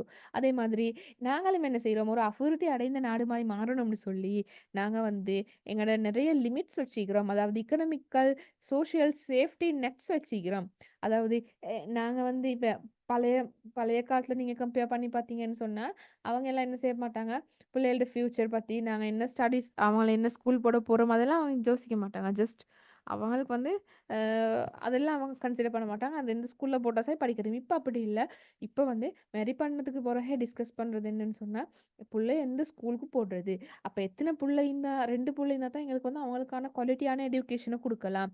அவங்களுக்கு நல்ல முறையில அவங்கள கேர் பண்ணலாம். இப்படியான விஷயத்த நாங்க பேசுறதால, நாங்க வந்து என்ன செஞ்சுட்டோம், எங்களோட பர்த் ரேட்ட வந்து குறைச்சுட்டோம். அதாவது கருவள வீதம். அதாவது எங்களோட அதாவது பிரெக்னன்ட் ஆகுற வீதத்த வந்து குறைச்சுட்டோம். இதனால என்ன செய்யுது, எங்கட நாட்டுல பர்த் ரேட் வந்து குறைஞ்சு கொண்டு போகுது. இந்த பர்த் ரேட் குறைஞ்சு கொண்டு போறதால, என்ன நடக்குதுன்னு சொன்னா, முதுமை அடைந்த மக்கள் தொகை அதிகரிச்சு கொண்டு போகுது. உதாரணமா இலங்கையில நீங்க பார்த்தீங்கன்னு சொன்னா, இலங்கையில வந்து ஆரம்ப காலத்துல பெண்கள் வந்து என்ன செய்யல, வொர்க் பண்ணல, படிக்கல. ஆனா இப்ப என்ன செய்றாங்கன்னு சொன்னா, பெண்கள் தான் இலங்கையில என்ன செய்றாங்களாம், கூடுதலா படிக்கிறாங்களாம். யுனிவர்சிட்டிக்கு என்டர் பண்றதுல 69% மாணாக்கள் பெண்களாம். 100 பேர் போனாங்கன்னா 69 வீதமானாக்கள் பெண்கள். இந்த மாதிரி பெண்களோட கல்வி ரீதியா வளர்ச்சி, பெண்கள் தொழில் ரீதியாக கரியர் வைஸ் அவங்க ப்ரொஃபஷனலி முன்னேறி கொண்டு போறாங்க. இந்த எடுகேஷன் பிளஸ் கரியர்ன்னு வரக்குள்ள அவங்க வந்து லேட் மேரேஜஸ்க்கு போறாங்க. லேட் மேரேஜுக்கு போறதாலயும், அதே மாதிரி சிலாக்கள் வந்து வேணுமென்றே அதாவது பிளானிங் ஃபேமிலி பிளானிங் உள்ள போறதாலயும் என்ன நடக்குதுன்னு சொன்னா, பர்த் ரேட் வந்து ட்ராப் ஆகுது. இந்த பர்த் ரேட் ட்ராப் ஆயிடுச்சுன்னு சொன்னா, இம்மீடியேட்டா என்ன செய்யும், எங்களோட ஏஜ் பாப்புலேஷன் வந்து அப்படியே கூட்டிட்டு போகும். இப்ப பர்த் ரேட் ட்ராப் ஆச்சுன்னு சொன்னா, எங்களுக்கு இது அதாவது டெத் ரேட்டும் குறைஞ்சு கொண்டு போச்சுன்னு சொன்னா ஓகே. சாரி, நாங்க பர்த் ரேட் வந்து கூடிக்கொண்டு போ அ கு குறைஞ்சுச்சுன்னு சொன்னா, எங்களோட டெத் ரேட் கூடிச்சுன்னு சொன்னா, எங்களோட population pyramid okay. Birth rate குறையணும், டெத் ரேட் கூடணும். அப்ப எங்களோட பாப்புலேஷன் பிரமிட் ஓகே ஆகும். இப்ப என்னன்னு சொன்னா, எங்களோட பர்த் ரேட் குறவு, எங்களுக்கு காணப்படுற ஹெல்த் ஃபெசிலிட்டீஸால எங்களோட டெத் ரேட்டும் வந்து குறவு. நாங்க வந்து ஒரு ஸ்டேபிளான ஏஜோட தான் நிக்கிறோம். அப்ப எங்களோட வயது முதிர்ந்த ஆட்களோட எண்ணிக்கை வந்து என்ன செய்யுது, அதிகரிச்சு கொண்டு போகுது. இந்த இந்த விஷயம் வந்து தனியா ஸ்ரீலங்கா பத்தின ஒரு விஷயம். இது வந்து நீங்க நோட் பண்ணி வச்சுக்கோங்க. நான் உங்களுக்கு நோட்ஸ்லயும் தாரேன். இப்ப நோட் பண்ணி வச்சுக்கணும்ன்ற ஆட்கள் வந்து ஸ்கிரீன்ஷாட் சாரி எடுத்து வச்சுக்கொள்ளுங்க. ஏன்னு சொன்னா நீங்க எக்ஸாம் டைம்ல எப்படியும் தெரியும் அந்த ரேவனிஷாந்த் ஏர்லியா சொன்ன மாதிரி நம்பர்ஸ்ல இது சொல்றதுக்கு டேட்டா சொல்றதுக்கு கொஞ்சம் சிக்கலாயிடும். அதனால தான் நான் இத வந்து தேடி போட்டேன் ஸ்லைடுக்கு. இலங்கையில வந்து அ 22% 2030ஆம் ஆண்டு ஆகிற நேரம் 22% சனத்தொகை வந்து 60 வயதுக்கு மேற்பட்டவங்களா இருப்பாங்களாம். சனத்தொகையில 22% ஆட்கள் 60 வயதுக்கு மேற்பட்டவர்கள் 2030ஆம் ஆண்டு போகல. We are very close. இப்ப நாங்க 2025 ஃபேஸ் பண்ணி கொண்டிருக்கிறோம். இன்னும் 6 இயர்ஸ் இல்லாட்டி 5 இயர்ஸ் ஆல்மோஸ்ட் 5 இயர்ஸ் தான். இப்ப ஆல்மோஸ்ட் இது 2025 தானே. இப்ப சனத்தொகையில 22% ஆட்கள் 60 வயதுக்கு மேற்பட்ட முதியவர்கள். அதாவது 22% ஆட்கள் தங்கி வாழக்கூடிய ஆட்கள். 22% ஆட்களுக்கான செலவுகள் வந்து கூட போகுது. அவங்களால நாட்டுக்கு கிடைக்கிற வருமானத்தை விட அவங்களால நாடு செலவழிக்கக்கூடிய செலவு அதிகமாக காணப்பட போகுது. இலங்கையில இந்த வருடம் அதாவது 2024ல பாப்புலேஷன் growth ரேட் அதாவது சனத்தொகை வளர்ச்சி வீதம் வந்து 0.7% குறைந்துள்ளது. அதே மாதிரி இலங்கையில இந்த வருஷம் வயது முதிர்ந்தவர்களோட சனத்தொகை வளர்ச்சி வீதம் 3.5 அதிகரித்துள்ளது. அதே மாதிரி இலங்கையிட சைல்ட் டிபெண்டன்சி தங்கி வாழும் குழந்தைகளோட ரேஷியோ வந்து 50 காணப்படுது. அது வந்து குறைந்து காணப்படுது. ஆனா ஓல்ட் ஏஜ் வயது முதிர்ந்தவர்கள் தங்கி வாழ்ற ரேஷியோ வந்து ஆரம்பத்துல 15% காணப்பட்டுச்சு. இப்ப 32% காணப்படுது. 2026க்கு 32% காணப்படும்னு சொல்லிக்கிறாங்க. 2041ஆம் ஆண்டு ஆகிற நேரம் 48% ஆட்கள் முதுமையில தங்கி வாழக்கூடிய ஆட்களாக காணப்படுவாங்கன்னு சொல்லப்பட்டிருக்குது. சரியா? இந்த முதுமை அடைந்த ஆட்கள் தங்கி வாழ்றன்றது நிறைய சிக்கல்கள கொண்டது. அதாவது இது ஒரு சிம்பிளான ஒரு விஷயம் இல்ல. இதுல வந்து நிறைய சிக்கல்கள் காணப்படுது. நிறைய சிக்கல்கள் காணப்படுதுன்னு சொன்னா, என்னன்னு சொன்னா, அவங்களுக்கு பிசிக்கலான சேலஞ்சஸ் காணப்படுது. பிசிக்கலா அவங்களுக்கு என்ன செய்யலாம்? அது ஒரு இடத்துல இருந்து இன்னொரு இடத்துக்கு மூவ் ஆகலாம். அவங்க இன்னொருத்தரோட ஹெல்ப்ப எதிர்பார்த்து காணப்படுவாங்க. அவங்களுக்கு வந்து தனியா எந்த வேலையுமே செய்ய இயலாது. யாராவது ஒருத்தர் இப்ப உங்களோட வீட்ல வயது முதிர்ந்த ஒருத்தர் இருக்கிறேன்னு சொன்னா, அவர் வாஷ்ரூம் போறன்னாலும் நீங்க கைய புடிச்சு கூட்டிட்டு போகணும். இல்லாட்டி ஒரு பயணம் கொண்டு போறனாலும் நீங்க கூட்டு போகணும். அவங்களுக்கு என்ன வேணுமோ அத வந்து அவங்களுக்கு தனியா செஞ்சு கொள்ள இயலா. அப்ப பிசிக்கலி அவங்க சேலஞ்ச் ஆவாங்க. அவங்க அவங்க வீக் ஆகுவாங்க. அவங்களுக்கு நடக்க முடியாம போகும். அப்ப பிசிக்கலி சேலஞ்ச் ஆவாங்க. அதே மாதிரி அவங்களுக்கு குரோனிக் டிசீஸ் நீண்ட கால நோய் நிலைமைகள் காணப்படும். ஹார்ட் டிசீஸ், டயபெட்டிஸ் அதே மாதிரி மூட்டு வலிகள், டைஜஸ்டிவ் தொடர்பான பிரச்சனைகள், ஓசனை குறைபாடு, விஷன் அதாவது புவர் விஷன் அதாவது கண் பார்வை குறைபாடு, காது கேட்கிற தன்மை குறைவடையும். அதே மாதிரி நிறைய அதாவது வீட்டிலே முடங்குற தன்மை அதாவது மூவ் பண்ணலாம் அந்த இது மாதிரி அதுக்கு ஸ்ட்ரோக் எல்லாம் வந்து பேரலிசிஸ் மாதிரி ஸ்ட்ரோக் எல்லாம் வந்து அவங்களுக்கு வந்து நடக்க முடியாத மூவ் பண்ண முடியாத நிலைமை ஏற்படும். சிலாக்கள் வந்து பெட் ரிட்டன் ஆவாங்க. சிலாக்கள் வந்து அவங்களுக்கு ஒழுங்கான ஃபங்க்ஷன் பண்ணல அவங்களுக்கு ஒழுங்கா தொழிற்பட முடியாம போகும். அதே மாதிரி நிறைய டிசபிலிட்டிஸ் வரும். கை கால் முறிவுகள் ஏற்படுற வீதம் அதிகம். அவங்க விழுந்துக்கிறது அதிகமாக காணப்படும். அப்படி மூட்டுகள் வந்து விலகுற தன்மை காணப்படும். இப்படியான நிறைய உடலியல் ரீதியான பிரச்சனைகளை எதிர்கொள்வாங்க. அதே மாதிரி அவங்களுக்கு உளவியல் ரீதியான பிரச்சனைனா தனிமைப்படுத்தப்படுறதால அவங்களுக்கு கதைக்க பேசல அவங்களோட பார்ட்னர் அவங்க இழந்துருவாங்க ஒரு வயசுல. அந்த பார்ட்னரை இழக்கிறதுனால அவங்களுக்கு என்னது டிப்ரெஷன் வரும். தனிமையா அதிகமான நேரம் தனிமையில காணப்படுறதால அவங்களுக்கு டிப்ரெஷன் என்று சொல்லக்கூடிய மன அழுத்தம் இல்லாட்டி மனச்சோர்வு நிலை உருவாகும். அதே மாதிரி மெமரி இம்பேர்மெண்ட்னு சொல்லுவாங்க. அதாவது ஞாபக மறதி ஏற்படும். உங்களோட வீட்லயும் வயது முதிர்ந்த தெரிந்தான்னு சொன்னா, இல்லாட்டி உங்களுக்கு உங்களோட உறவினர்கள்ல யாரும் சில தெரிந்தான்னு சொன்னா, இதெல்லாம் உங்களுக்கு கண்டிப்பீங்க. அவங்களுக்கு வந்து கான்ஷியஸ் இல்லாம போகும். இப்ப நடக்கிறத வந்து நினைவிக்காது. பழைய 30 வருஷத்துக்கு முந்தி நடந்த விஷயத்த இப்ப நடக்கிற மாதிரி பேசுவாங்க. அது ஞாபக மறதி ஏற்படும். அதாவது அவங்களோட செல்ஃப் எஸ்டீம்னு சொல்லுவோம் நாங்க. செல்ஃப் எஸ்டீம் குறையும். செல்ஃப் எஸ்டீம் குறைஞ்சு கொண்டு வரும். அவங்களே உணர்வாங்க. நான் குடும்பத்துக்கு ஒரு பாரமா இருக்கிறேன். நான் என் பிள்ளைகளுக்கு ஒரு கஷ்டமா இருக்கிறேன்றத அவங்களே உணருவாங்க. அப்படி அவங்களே உணர்ற சந்தர்ப்பத்துல அவங்க மன ரீதியாக பாதிக்கப்படுவாங்க. அதே மாதிரி மிகவுமே தனிமையில விடப்படுற ஒரு நிலை காணப்படும். புள்ளைகள் எல்லாம் வேலைக்கு போயிட்டுருவாங்க. பேர புள்ளைகள் எல்லாம் ஸ்கூல், காலேஜஸ்ன்னு போயிட்டுருவாங்க. வீட்ல அவங்க மட்டும் 4 சுவர்களோட தனிமைப்படுத்தப்பட்ட நிலை காணப்படும். அதே மாதிரி ஃபினான்ஷியலா இவ்வளோ காலமும் தான் சம்பாரிச்சு தன்னோட குழந்தைகள, குடும்பத்த, மனைவிய பாதுகாத்த ஒருத்தர், இப்ப வந்து முதுமை அடைந்ததுக்கு பிறகு இன்னொருத்தரோட கைய எதிர்பார்த்து, இன்னொருத்தர் மருந்துக்கு குடுக்கணும், இன்னொருத்தர் கைக்கு காசு குடுக்கணும், அவருக்கு தேவையானதுண்டு, விருப்பமானதுண்ட வாங்கிக்கிறதுக்கும் இன்னும் யாரையோ எதிர்பார்க்கிற ஒரு நிலைமை ஏற்பட்டு, தன்னோட கை, கால்கள் அதாவது இன்னொருத்தர நான் எதிர்பார்க்கணுமேன்னு சொல்லி அவர் அந்த ஒரு மனதளவுல முடங்கி போற ஒரு நிலை ஏற்படும். அதே மாதிரி சமூக பாதுகாப்புன்ற விஷயமும் வந்து என்ன செய்ய போகும்? இல்லா போகும். அதாவது இதே காலப்பகுதியில என்ன நடக்கும்னு சொன்னா, பிள்ளைகள் என்ன செய்வாங்க? அவரோட சொத்துகள் தொடர்பான ஓனர்ஷிப் பிரச்சனை வரும். வயது முதிர்ந்த ஒரு தந்தையோ, தாயோ சொத்துகள வச்சிருந்தா, அவரோட சொத்த எழுதி கேட்டு பிள்ளைகள் பிரச்சனைப்படுத்தும். அப்படியான ஓனர்ஷிப் தொடர்பான பிரச்சனைகள் முதுமை காலத்துல நிறைய எதிர்கொள்ள வேண்டி காணப்படுது. அதே மாதிரி இந்த வீட்ல இன்னைக்கு ஒரு 5 நாள் இங்க இருங்க, 10 நாளைக்கு அந்த மகன்ட வீட்ல இருங்கன்னு அந்த பெற்றோர்கள, வயது முதிர்ந்தாக்கள என்ன செய்வாங்க, ஒரு அவங்களுக்குன்னு சொந்தமா ஒரு நிலம் இல்லாம, அவங்களுக்குன்னு சொந்தமா ஏன்னா அவங்க வந்து அவங்களுக்கு காணப்பட்ட நிலங்கள், அவங்களுக்கு காணப்பட்ட சொத்து எல்லாத்தையும் பிள்ளைகளுக்காக செலவழிச்சிருப்பாங்க. பிள்ளைகளுக்கு வீடு கட்டி குடுத்திருப்பாங்க. இல்லாட்டி பிள்ளைகளுக்கு பிரிச்சு குடுத்திருப்பாங்க. இப்ப அந்த வீடு எல்லாத்துலயும் வந்து அந்த வீட்ல எல்லாத்தையும் ஓனர்ஷிப் ஆயிக்கிறது யாரு? தன்ட மகனோ, மகளோ தான் இருப்பாங்க. இப்படியான சந்தர்ப்பத்துல அவங்களுக்குன்ற ஒரு நிலையான ஒரு இடம் ஒன்று இல்லாதால அவங்க என்ன செய்வாங்க, 1 மாசம் என்ட வீட்ல இருங்கோ, 1 மாசம் இன்னொரு வீட்ல இருங்கோன்ட்டு மாதம் இல்லாட்டி வாரம் அவங்கள ஒவ்வொரு வீட்டுக்கும் அலைக்கழிக்கிற ஒரு நிலைமை ஏற்படும். அதே மாதிரி சாப்பாட்டுக்கும் என்னது, இன்னொருத்தர் சாப்பாடு ஆக்கி மேசையில போட்டு வச்சுட்டு கூப்பிடும் வரையும் பார்த்துட்டு இருக்கணும். ஆனா இதுக்கு இதுக்கு முன்னுக்கு வந்து அவங்க தான் கிச்சன்ல என்ன செஞ்சிருப்பாங்க, ஒரு ஒரு லேடின்னு சொன்னா அவங்க தான் குக் பண்ணிப்பாங்க. அப்ப அவங்களுக்கு விருப்பமான நேரம் என்ன செய்வாங்க, அவங்க போட்டு பிள்ளைகளுக்கு எல்லாம் சாப்பாடு குடுத்துட்டு அவங்க சாப்பிட்டுருவாங்க. அதே மாதிரி ஒரு ஹஸ்பண்டுக்கும் என்னது, தன்ட மனைவி தான் குக் பண்றேன்னு சொன்னா, வேண்டிய நேரத்துல என்ன செய்வாங்க, அ போட்டு தர சொல்லுவாங்க, சாப்பிடுவாங்க. ஆனா இப்ப அப்படி இல்ல. இப்ப மருமகளோ, மகளோ வேலை விட்டு வந்து சமைச்சு குடுக்கும் வரைக்கும் என்ன செய்யணும், பார்த்துக்கொண்டு இருக்கிற நிலைமை காணப்படுது.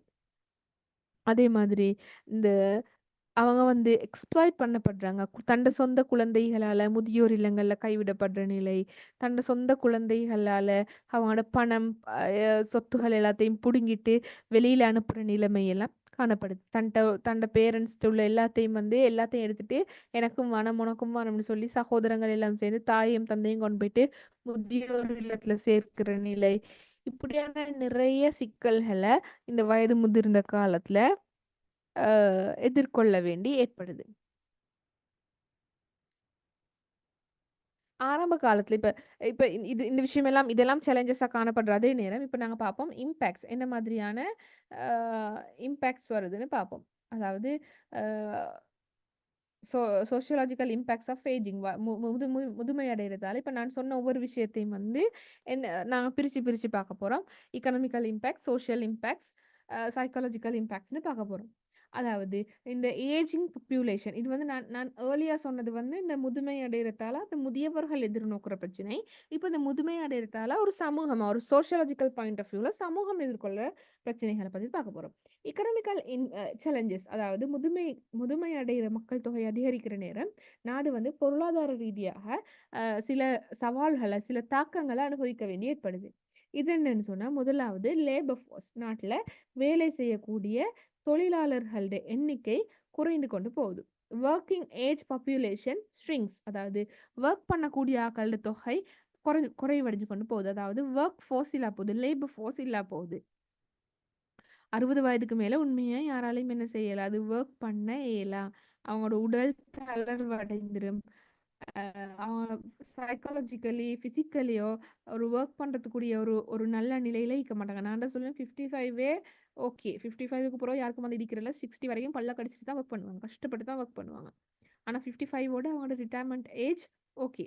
அப்ப இப்படியான சந்தர்ப்பத்துல 60 வயதுக்கும் மேற்பட்ட மக்கள் தொகை அதிகரிக்கிற நேரம், இங்க வந்து ஒர்க் பண்றதுக்குரிய ஆட்கள் ஈக்க மாட்டாங்க.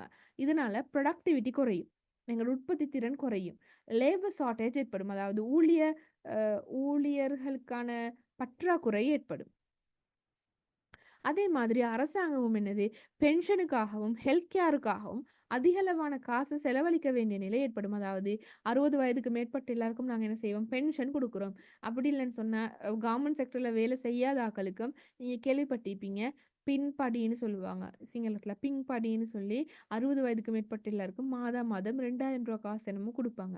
அப்ப இந்த வயது முதிர்ந்த ஆட்களுக்கு குடுக்குற இந்த பின் படி, இல்லாட்டி பென்ஷன், அப்படியான அந்த ஹெல்த் கேருக்காக செலவழிக்கக்கூடிய இந்த இந்த வயது முதிர்ந்த ஆட்கள் வரக்குள்ள அவங்களுக்கு அடிக்கடி சுகம் இல்லாம போகும். இதனால அரசாங்கம் வந்து என்ன செய்யணும்? அவங்களுக்கு கூடுதலா செலவழிக்க வேண்டி ஏற்படுது. இப்படியான காரணத்தினாலையும் என்ன செய்றாங்கன்னு சொன்னா, அரசாங்கம் அதிகளவான ஃபினான்ஷியல் பிரஷருக்கு என்ன செய்து உட்படப்படுது. அதே மாதிரி அரசாங்கம் வந்து அதிகளவான அ இந்த இந்த காசுகள பெற்றுக்கொள்றதுக்காக அரசாங்கம் என்ன செய்யும்? அதிகளவான டெக்ஸ விதிக்கும். இந்த டெக்ஸ் யாருக்கு போகுது? யங்ஸ்டர்ஸுக்கு. அப்ப யங்ஸ்டர்ஸுக்கு வந்து இந்த முதியவர்கள் வந்து எப்பயுமே ஒரு பர்டன், எப்பயுமே ஒரு சுமையா தான் இருக்க போறாங்க. அதே மாதிரி தங்கி இருக்கிற வீதமும் அதிகரிக்குது. Dependence ratio. அதாவது அ நான் ஏற்கனவே சொன்ன இந்த விஷயம் நீங்க பாப்புலேஷன் அண்ட் சொசைட்டின்ற பாடத்திலயும் படிச்சிருப்பீங்க. அந்த முதுமை அடைந்த நேரம் நாங்க யாரிலயோ ஒருத்தர்ல தானே என்ன செய்ய போறோம்? தங்கிக்க போறோம். அந்த தங்கிக்கிற எண்ணிக்கை, தங்கிக்கிற மக்களோட ரேஷியோ அதிகரிக்கிறது வந்து முழு நாட்டுக்குமே ஒரு சுமை. அதாவது வொர்க்கிங் ஏஜ் பாப்புலேஷன்க்கு அதாவது வொர்க்குக்கு போற ஒருத்தருக்கு தண்ட தாய், இல்லாட்டி தண்ட தந்தை, இல்லாட்டி தண்ட மாமனார், இல்லாட்டி மாமியார் வந்து அவங்கள்ல தங்கிக்கிறாங்கன்னு சொன்னா, அவங்களால என்ன செய்ய இயலாது? வேலைக்கு போக இயலா. ஏன்டா இவங்கள பார்த்துக்கொள்ளணும். இவங்களுக்கு டைமுக்கு மருந்து குடுக்கணும். இவங்கள கிளினிக்ஸ் கூட்டிட்டு போகணும்.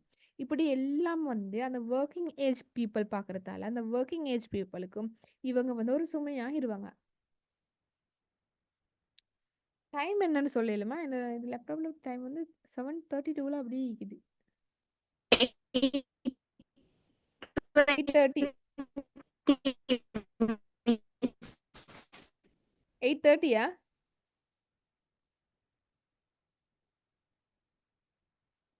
20 8:20.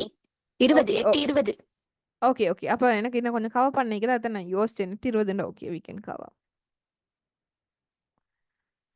அதே மாதிரி சமூக ரீதியான தாக்கங்கள், சமூக ரீதியான பிரச்சனைகளும் இந்த ஏஜ் பாப்புலேஷன் காணப்படுறதால ஏற்படுது. அதாவது அ நாங்க ஆரம்ப காலத்துலேருந்தே நாங்க ட்ரெடிஷனலா பழகியிருந்தோம் எப்படின்னு சொன்னா, அனைவரும் ஒரு கூட்டு குடும்பமாக வாழ்றதுக்கு தான் பழகியிருந்தோம். ஆனா, இப்ப என்ன நடந்துச்சுன்னு சொன்னா, எங்களோட ஃபேமிலி ஸ்ட்ரக்சர் கொஞ்சம் கொஞ்சம் மாறி, நாங்க இப்ப என்ன செய்றோம்னு சொன்னா, கருக்குடும்பங்களாக மாறிட்டோம். இந்த கருக்குடும்பங்களாக மாறினதால எங்கட இந்த வயது முதிர்ந்த ஆட்கள எங்கட வீட்டுக்குள்ள நாங்க வந்து வச்சுக்கொள்றதுக்கான இடம் இல்ல. இல்லாட்டி சூழ்நிலை இல்ல. இல்லாட்டி அவங்கள நாங்க ஒரு சுமையா கருதுறதால, அவங்கள என்ன செஞ்சுக்கிறோம், எங்கட வீட்ல இருந்து நாங்க எக்ஸ்க்ளூட் பண்ணிர்றோம். அதாவது அவங்கள ஓரமாக்கிர்றோம். அவங்கள ஓரமாக்குறதால, அவங்க வந்து தனியாக வாழ வேண்டிய ஒரு நிலை ஏற்படுது. தனியாக ஒரு வீட்ல, தனியாக வாழ்ற நிலை. அப்படி இல்லன்னு சொன்னா, தனியா வாழ்றதுக்கான சந்தர்ப்பங்கள் இல்லன்னு சொன்னா, அவங்கள கொண்டு போயிட்டு நாங்க வந்து முதியோர் இல்லங்கள்ல இணைத்து விட்டுடுறோம். கேர் சென்டர்ஸ்ல போட்டுடுறோம். இப்ப இந்த கேர் சென்டர்ஸ்ல போடுறது வந்து ஒரு சமூகவியல் பிரச்சனையாக, ஒரு சமூக பிரச்சனையாக உருவாகி வருது. அதாவது அதிகளவான பெற்றோர்கள் வந்து அ முதியோர் இல்லங்கள்ல கைவிடப்படுற நிலை, இல்லாட்டி முதியோர் இல்லங்கள் இல்லாட்டியும் வந்து பாதையோரங்கள்ல, ரோட் வழி அவங்கள அப்படியே விட்டுட்டு போயிட்டுறது. அவங்கள எங்கேயாச்சும் ஒரு இடத்துல இறக்கி விட்டுட்டு கார்லேருந்து இறக்கி விட்டுட்டு போறது. நீங்க நியூஸ்ல, பேப்பர்ஸ்லலாம் பார்த்திருப்பீங்க. அதே மாரி இப்ப கொஞ்ச நாளைக்கு முன்ன ஒரு ஒரு 5, 6 இயர்ஸ்க்கு முந்தி எல்லாம் இருந்துச்சு. வீட்டுக்குள்ள போடாம நாய் வளர்க்குற கூட்டுக்குள்ள தந்தைய போட்டு மூடி வச்சு, லாக் பண்ணி வச்சு அநியாயம் செஞ்ச இதெல்லாம் பார்த்திருப்பீங்க. அந்த முதுமை அடைஞ்சு அவங்களால பழைய மாதிரி அ செயற்பட இயலா அவங்களால தொழிற்பட இயலா போற நேரம், புள்ளைகளுக்கே என்ன செய்யும்? ஒரு பாரமாக, ஒரு அலுப்பாக, ஒரு விரக்தியா போயிருவாங்க. இப்படியான சந்தர்ப்பத்தில பிள்ளைகள் என்ன கொண்டு போயிட்டு அவங்கள ஹோம்கள்ல சேர்த்து விட்டுறது, இல்லாட்டி அவங்கள எங்கேயாச்சும் ஒரு கைவிட்டு வைத்துறது, இப்படியான நிறைய சமூக பிரச்சனைகள் ஏற்படுது.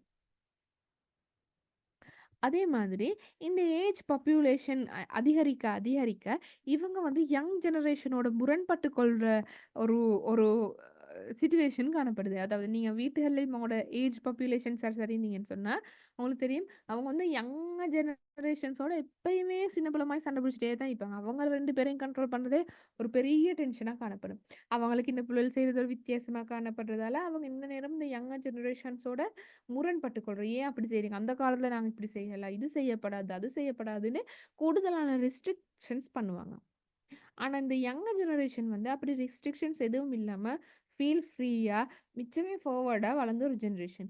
அப்ப இப்படி அந்த ஒரு ஃப்ரீயா வளர்ற ஒரு ஜெனரேஷனுக்கும், மிச்சமே கட்டுப்பாடுகளோட வளர்ந்த ஒரு ஜெனரேஷனும் என்ன செய்றாங்கன்னு சொன்னா, அடிக்கடி டென்ஸ் ஆகிக்கொள்றாங்க. அடிக்கடி முரண்பட்டுக் கொள்றாங்க.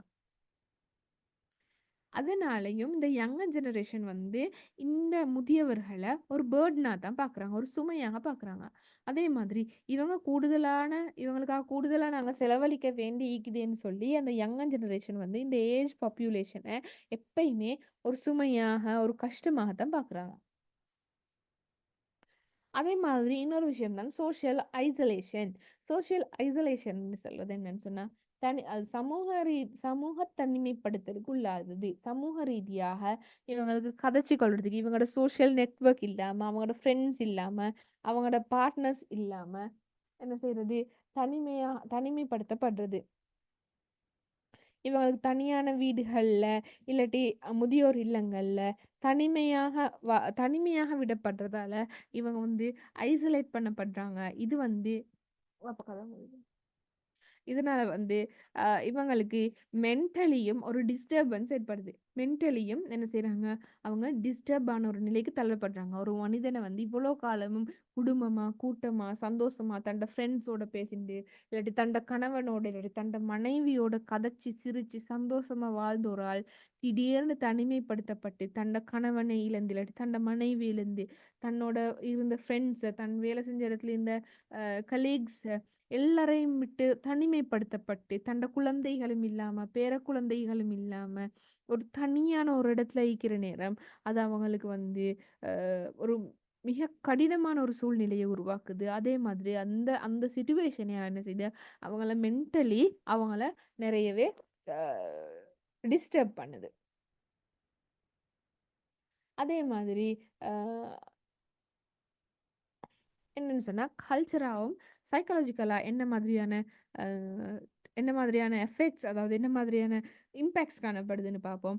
சில கல்ச்சர்ஸ்ல இப்போ சிங்களீஸ் கல்ச்சர்லலாம் வந்து முக்கியமாக வயது முதிர்ந்தாக்கள் என்ன செய்வாங்க, ஒரு மிச்சமே ரெஸ்பெக்ட் பண்ணுவாங்க.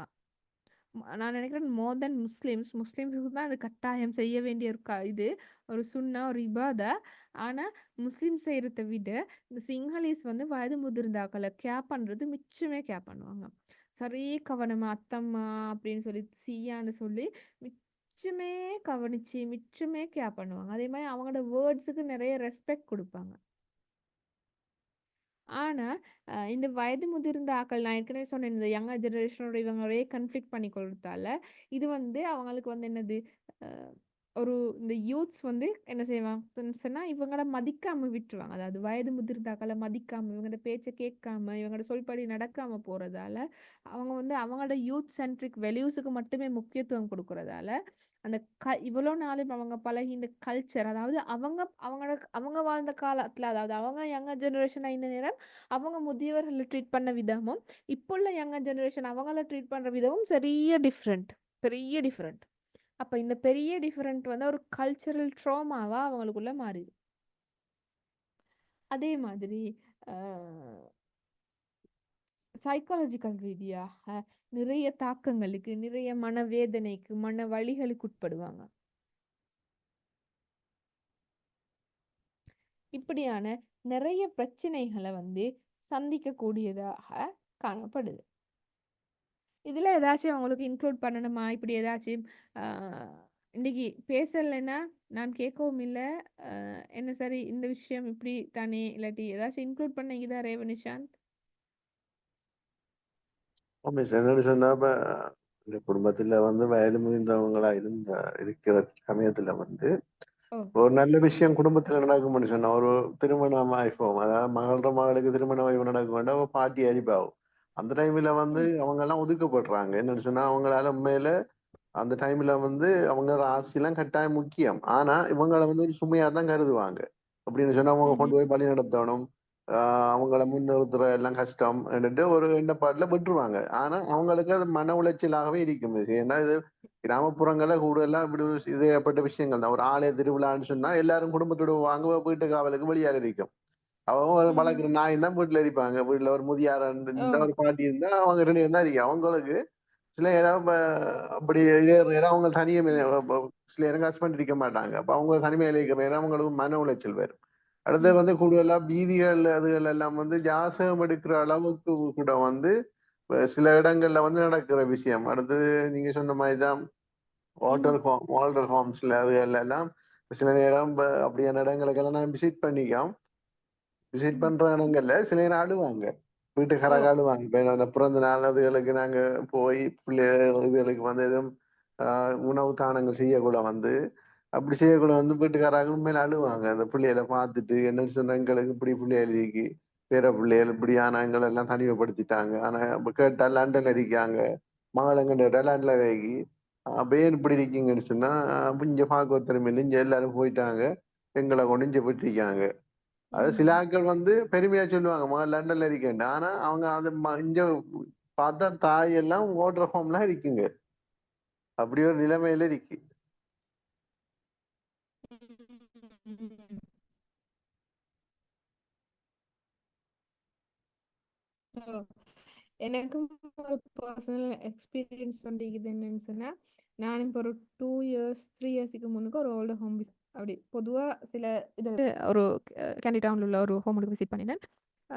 அப்படி விசிட் பண்ணுற நேரம் எனக்கு உண்மையாகவே எனக்கு அதுக்கப்புறம் நான் வந்து சில்ட்ரன்ஸ் ஹோமுக்கு போனேன், அதாவது அனாதை இல்லங்களுக்கு போனாலும் பரவாயில்ல, முதியோர் இல்லங்களுக்கு மட்டும் போவே படாதுன்னு நினைச்சேன். என்னன்னு சொன்னா எனக்கு அது அப்படி ஹார்ட் பிரேக்கிங்காக காணப்பட்டுச்சு. ஒரு ஒரு சிங்கிள் லேடி ஒன்று தான். அவங்க ஓடி வந்தாங்க என்ன கண்டு. ஓடி வந்து அவங்க கொஞ்சம் மென்டலியும் கொஞ்சம் அப்செட் ஒருத்தர் போல. வந்து கேட்டாங்க, "அப்பயே துவ என்னவா அது? என்ன மகள் வருதா? உங்கள்ட்ட சரி என்ன சரி குடுத்து அனுப்பிச்சா?" அப்படின்ட்டு. அப்புறம் நான் சொன்னேன், "இல்ல" அப்படின்னு. "எனக்கு தெரியா யாருன்னு தெரியா" அப்படின்னு. அப்புறம் சொன்னாங்க, "நேனே என்னவா கியூவா?" அப்படின்னு. அப்ப நான் அவங்களோட கதைச்சிட்டு, சரி வருவாங்க லைக்ன்னு அவங்க கொஞ்சம் கன்சால் பண்ணிட்டு, நான் அடுத்த பக்கத்துக்கு போயிட்டேன். அடுத்த பக்கத்துக்கு போனதுக்கு பிறகு இன்னொரு லேடி வந்து அவங்க கொஞ்சம் ஓகே. அவங்க வந்து சொல்றாங்க என்னன்னு சொன்னா, "இவங்க இப்படித்தான் இவங்களோட மகள் வாரல்ல. ஆனா இப்ப யாரும் சரி விசிட் பண்ண வந்தா, அவங்களுக்கு வந்து அந்த ஒரு என்ன மகள் இங்க விட்டுட்டு போயிட்டுதுன்றது அந்த அவங்களுக்குள்ள ஒரு மாரி தானே, ஒரு ஒரு தாழ்வு மனப்பான்மை தானே. அது சுட்டித்தான் அவ யாரு விசிட் பண்ண வந்தாலும், ஓடி வந்து முதலாவது கேட்டுருவாம், என் மகள் இன்றைக்கு வாரேன்னு சொல்லிட்டீங்க. அதைத்தான் நான் பார்த்துட்டிருக்கிறேன்." ஆனா ஒரு 4, 5 வருஷம் ஆகிக்கிறவாம். இதுவரைக்கும் யாருமே வரலையாம். ஒரு டீச்சரா இந்த ஒரு ஒரு லேடி 4 வருஷமா ஆகிக்கிறவா. 4 வருஷமா கொண்டு வந்து விட்டுட்டு போயிட்டிருக்கிறாங்களாம். யாருமே வந்ததும் இல்லையாம். யாருமே எதுவுமே குடுத்து அனுப்பினதும் இல்லையாம். ஆனா, இவக்கு வந்து அந்த ஒரு தாழ்வு மனப்பான்மை ஒண்டிக்கிற தானே. இப்ப என்ன வந்து இங்க கொண்டு விட்டாங்கன்ற ஒரு டீச்சர் தானே அவ. அ அவ கொஞ்சம் ஏதோ இப்ப மென்டலி ஒரு இது ஒண்ணு லயிக்கிறா. அ அப்ப அவக்கு வந்து கொஞ்சம் அந்த என்னமோ ஒரு மாரி ஒரு தாழ்வு மனப்பான்மையினால, அவ என்ன செய்றா, யாரும் சரி விசிட் பண்ண வந்தாண்டா, முதலாவது ஓடி வந்து கேட்டுறது தான், "என் மகள் வாரேன்னு சொன்னா, வெளிய நிக்கிறாவா, இப்படித்தான் இந்த கலர் கார்ல தான் வருவா, அ அப்படி நிக்கிறாவான்னு" யாரு வந்தாலுமே கேட்டுருவாவ முதலாவது. இப்படி அவங்க வந்து அந்த அன்புக்காக ஏங்குற நிலைமைகள். நீங்க சொன்ன மாரி தான் ரேணுனிஷா சொன்ன மாரி தான் என்னன்னு சொன்னா, அவங்க சில நேரம் சொல்றாங்க, "என் மகள் அங்க இருக்கிறது, மகன் இங்க இருக்கிற, பிரான்ஸ்ல இருக்கிற, ஸ்வீடன்ல இருக்கிறன்னுலாம்" சொல்றாங்க. ஆனா, அவங்களுக்குள்ள ஒரு வெறுமை, அவங்களுக்குள்ள ஒரு ஏக்கம். இதெல்லாம் கண்கூடாக காணேன். அது வந்து உண்மையாவே ஒரு மிகவுமே ஒரு வேதனையான ஒரு விஷயம் என்ன பொறுத்தவரைக்கும். அ அப்படியான ஒரு சிச்சுவேஷன் எல்லாம் பார்க்கறதுக்குரிய தைரியமும் வந்து சரியான மாதிரி குறைவு. ஏன்டா அது அவங்களே பார்த்துட்டு வந்தா, அது அது ஒரு பெரிய மனசுக்கு பாரமாவே இருக்கக்கூடிய ஒரு நாளா எனக்கு அந்த 2, 3 நாட்கள் கழிஞ்சுச்சு. ஓகே. இப்ப நாங்க பார்ப்போம் என்னன்னு சொன்னா, a policy response to ageing population. அதாவது இந்த ஏஜிங் பாப்புலேஷன் ஒரு பிரச்சனையா காணப்படுற நேரம், இதுதான் இப்ப நீங்க அப்ளைட் சோஷியாலஜிஸ்ட்டா உங்களுக்கு வரக்கூடிய விடயம். ஏன்னா, நீங்க வந்து இவ்வளோ நேரம் இந்த பிரச்சனைய தான் பார்த்தீங்க. இப்ப பிரச்சனைக்கான சொல்யூஷன்ஸ் பார்க்க போறீங்க. Applied sociologist always find solutions for the problems. அப்ப இங்க நாங்க பார்க்க போறது என்னன்னு சொன்னா, இந்த policy responses to ageing population. அதாவது ஏஜிங் பாப்புலேஷன்ன்றது அதிகரித்து கொண்டு காணப்படுறதுக்கு எப்படி கொள்கை ரீதியான மாற்றங்கள் ஏற்படுத்தி இந்த பிரச்சனையை தீர்க்கலாம். ஒரு அப்ளைட் சோஷியாலஜிஸ்டா நீங்க என்னென்ன இன்டர்வென்ஷன்ஸ் எடுக்க போறீங்கன்றது தான் இது. அதாவது எங்களுக்கு என்ன செய்யலாம், எக்கனாமிக் அட்ஜஸ்ட்மென்ட்ஸ் செய்யலாம். பொருளாதார ரீதியான அட்ஜஸ்ட்மென்ட்ஸ் செய்யலாம். அதாவது பென்ஷனை ரிஃபார்ம் பண்ணலாம். ரைசிங் ரிட்டயர்மென்ட் ஏஜ், அது இது வந்து எங்க நாட்டுல செஞ்சாங்க. பிரசிடென்ட் ரணில் விக்ரமசிங்க என்ன செஞ்சாருன்னு சொன்னா, ஆனா அதை திருப்பி மாத்திட்டார். என்ன செஞ்சாருன்னு சொன்னா, ஸ்ரீலங்காட ஏஜிங் பாப்புலேஷன் ஏஜிங் பாப்புலேஷன் கூட, அதே மாதிரி இந்த ஏஜிங் பாப்புலேஷன் நல்ல ஹெல்த் கண்டிஷன்ல இருக்கிறாங்க. அப்படின்னா அவங்க வந்து இன்னுமே நல்ல ஆக்டிவான சிட்டிசன்ஸ் ஆகிக்கிறாங்க. ஸோ அதனால அவர் என்ன செஞ்சாருன்னு சொன்னா, பென்ஷனுக்குரிய வயது எல்லையை 65ஆக உயர்த்தினார். 65 வயதாக உயர்த்தி அவங்கள என்ன செஞ்சார், திருப்பியும் இன்னும் 5 வருஷம் எக்ஸ்ட்ராவா வேலை செய்யலும்னு கொண்டு வந்தார். கொண்டு வந்துட்டு திருப்பி ஒரு ரிஃபார்ம் கொண்டு வந்தாங்க. என்ன சொன்னா, அப்படி மாத்தினதால யங் ஜெனரேஷன் நிறைய பேர் என்ன செஞ்சாங்க, பேர்ன் அவுட் ஆயிட்டாங்க. யங் ஜெனரேஷன் வந்து நிறைய போராட்டம் எல்லாம் செஞ்சாங்க. அந்த வயதான கும்பலை நீ என்ன வச்சுட்டீங்க, எங்களை இதுல சேர்த்து கொள்ளுங்க, அந்த வயதான பென்ஷன் போறாக்கள் பென்ஷன் போக விடுங்கன்னு சொல்லி. இதனால திருப்பி அதை வந்து ரிஃபார்மா பழைய 60 வயசுலயே பென்ஷன் மாத்திட்டாங்க. அப்படி இல்லைன்னா 2022 வந்து 65 இயர்ஸ் வரைக்கும் ஒர்க் பண்ணலாம்னு சொல்லி அரச ஊழியர்கள் ஒர்க் பண்ணலாம்னு சொல்லி ஒரு இதை கொண்டு வந்துருந்தாங்க. மேபி இன் ஃபியூச்சர் இது இது வந்து திருப்பியும் மாற்றி அமைக்கப்படலாம். என்ன எங்களோட ஏஜ் பாப்புலேஷன் அதிகம் இலங்கையில. ஸோ அந்த அவங்கள வந்து யாருக்கும் பிரயோசனப்படாத, அதே மாதிரி இன்னொரு தங்கிக்கிற இன்னொரு குரூப்பாக உருவாக்காம அவங்க ஆக்டிவாக இருக்கிறதால அவங்களை திருப்பியும் என்ன செய்யலாம், அந்த டியூட்டியில் அவங்களோட சேவையில் அவங்கள இணைத்து அவங்கள 65 வயசு வரைக்கும் வேலை செய்ய விடலாம். இப்ப பென்ஷன் போன ஆட்கள் இல்லாட்டியும் இப்ப இதுக்கு பிறகு போகிக்கிற ஆட்கள் இந்த மாதிரி சிஸ்டத்துக்கு கொண்டு வரலாம். அதே மாதிரி லேபர் மார்க்கெட்டுக்கான சொல்யூஷன், அதாவது ஊழிய சந்தைக்கான சொல்யூஷனாக என்ன செய்யலாம்னு சொன்னா, நீண்ட காலம், அதாவது முதுமை அடைந்த போதும் ஆக்டிவாக இருக்கிற மிச்சம் காலம் வேலை செய்கிற ஆட்களுக்கு ப்ரமோஷன்ஸ் வழங்கி அவங்கள என்ன செய்யலாம், கூடுதலான காலம் வந்து ஒர்க் பண்ண வைக்கலாம். அதே மாதிரி டெக்னாலஜிக்கல் சேஞ்சஸுக்கும் என்ன செய்யலாம், அவங்கள உட்படுத்த முடியும். அதே மாதிரி ஹெல்த் கேர் அடாப்டேஷன் எக்ஸ்பேண்டிங், அதாவது எங்களோட சுகாதார சேவைகள் பத்தி பார்க்குற நேரம் என்ன செய்யலாம், அதிக அளவான சுகாதார சேவை வசதிகளை நீண்ட நாட்களுக்கான கேர் சர்வீஸ், ஹோம் கேர் எல்லாத்தையும் என்ன செய்யலாம், எங்களுக்கு வழங்கலாம்.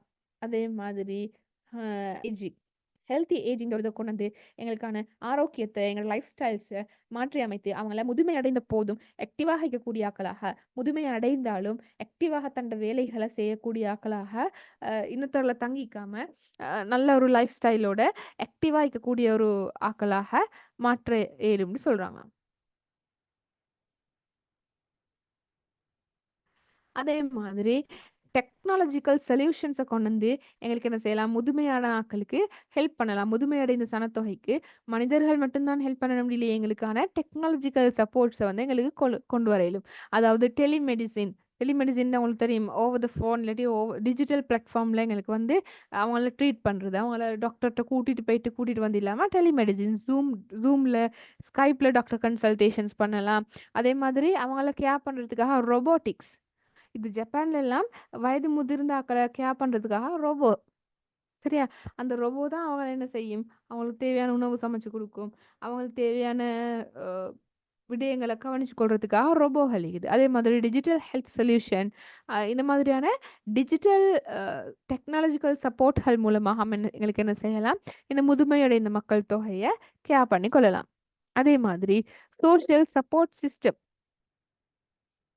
சோஷியல் சப்போர்ட் சிஸ்டம்னு சொல்ற நேரம் முதுமையடைந்த மக்களுக்கான அதாவது வயது கூடிய மக்களுக்குடைய ஃப்ரெண்ட்லி சிட்டிஸ் உருவாக்கலாம். அதாவது ஏஜ் ஃப்ரெண்ட்லி சிட்டிஸ், அதாவது நீங்க பார்த்திருப்பீங்க இப்போ இந்தியாவில எல்லாம் இருக்குது என்னன்னு சொன்னா, age friendly cities, age friendly Cheems இருக்குது.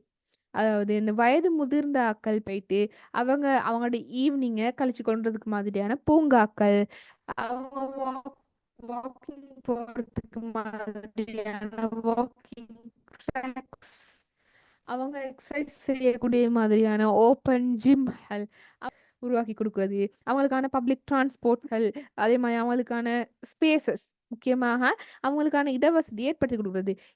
இலங்கையில நான் கண்டுபடலை, ஆனா இந்தியால ஈக்குது. இலங்கையில ஈக்குது அப்படின்னு சரி. இந்த வாக்கிங் ஸ்பேஸ் மாதிரி அவங்களுக்கான யோகா சென்டர்ஸ் அப்படியெல்லாம் முதுமையான ஆட்களுக்கான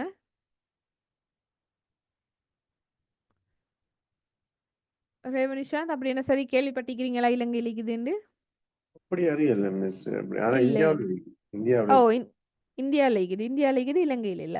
இப்படியான விடயங்களை எங்களுக்கு உருவாக்கலாம். அதே மாதிரி இந்த தனிமையா இருக்கிற மக்களை அவங்களோட தனிமையை போக்கி அவங்கள என்னது அவங்கள அந்த உளவியல் ரீதியான பிரச்சனைகள் இருந்து விடுவிக்கிறதுக்காக சீனியர் சிட்டிசன் சென்டர்ஸ், அதாவது வயது முதிர்ந்தவர்களுக்கான ஒவ்வொரு இடங்கள், அதே மாதிரி அவங்களுக்கான வாலண்டியர் ப்ரோக்ராம்களை அவங்கள வந்து இன்டகிரேஷனல் இனிஷியேட்டிவ்ஸ் மூலமாக, அதாவது தொடர்பு படுத்துகிற அதாவது கனெக்டிங் நெட்வொர்க்ஸ் மூலமாக என்ன செய்யலாம், அவங்களோட கம்யூனிட்டி லெவலில் அவங்கள ஸ்ட்ரென்த் பண்ணி அவங்களுக்கான ஒரு நல்ல சோஷியல் நெட்வொர்க் ஒன்று எங்களுக்கு உருவாக்கி கொடுக்கலாம். அப்போ அவங்களுக்கான ஒரு லெஷர் டைம் ஆக்டிவிட்டி, அதாவது அவங்களோட அஹ், பொழுதுபோக்கு நடவடிக்கைகளாக அவங்களோட கம்யூனிட்டி உள்ளுக்கும் அவங்களுக்கு செஞ்சு கொள்ளலாம்.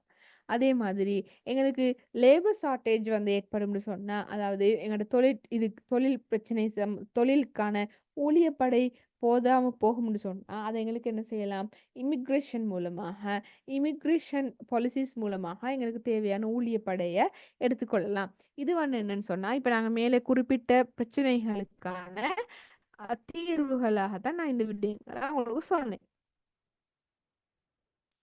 அதே மாதிரி இந்த பாலிசியில சில சேலஞ்சஸும் இருக்குது, சில சவால்களும் இருக்குது.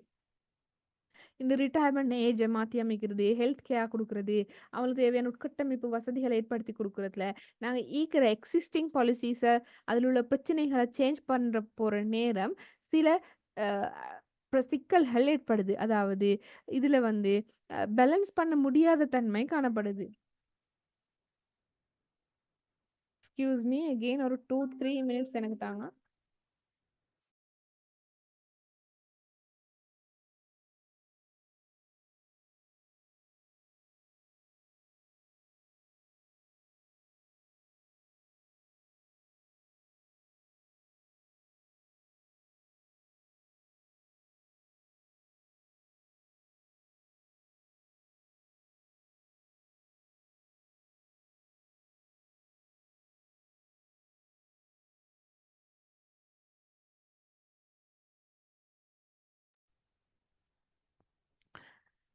இதே மாதிரி என்னன்னு சொன்னா, அந்த பாலிசிகள், அதாவது சனத்தொகைக்கு ஆதரவான கொள்கைகள், சனத்தொகைக்கு எதிரான கொள்கைகள், இப்படியான கொள்கைகளை, அதாவது அரசாங்கம் அஹ், ஊழியப்படைக்கு தேவையான ஆக்களை இமிக்ரேஷன் ஒர்க்கர்ஸ் எடுக்கிற நேரம், இல்லாட்டி சனத்தொகைக்கு ஆதரவான கொள்கை ஒன்று நாடு முன்வைக்கிற நேரம், இல்லாட்டி சனத்தொகைக்கு எதிரான கொள்கை ஒன்று நாடு முன்வைக்கிற நேரம், நாடு வந்து என்ன செய்யுது, சில சவால்களுக்கு உட்பட வேண்டிய நிலை ஏற்படுது.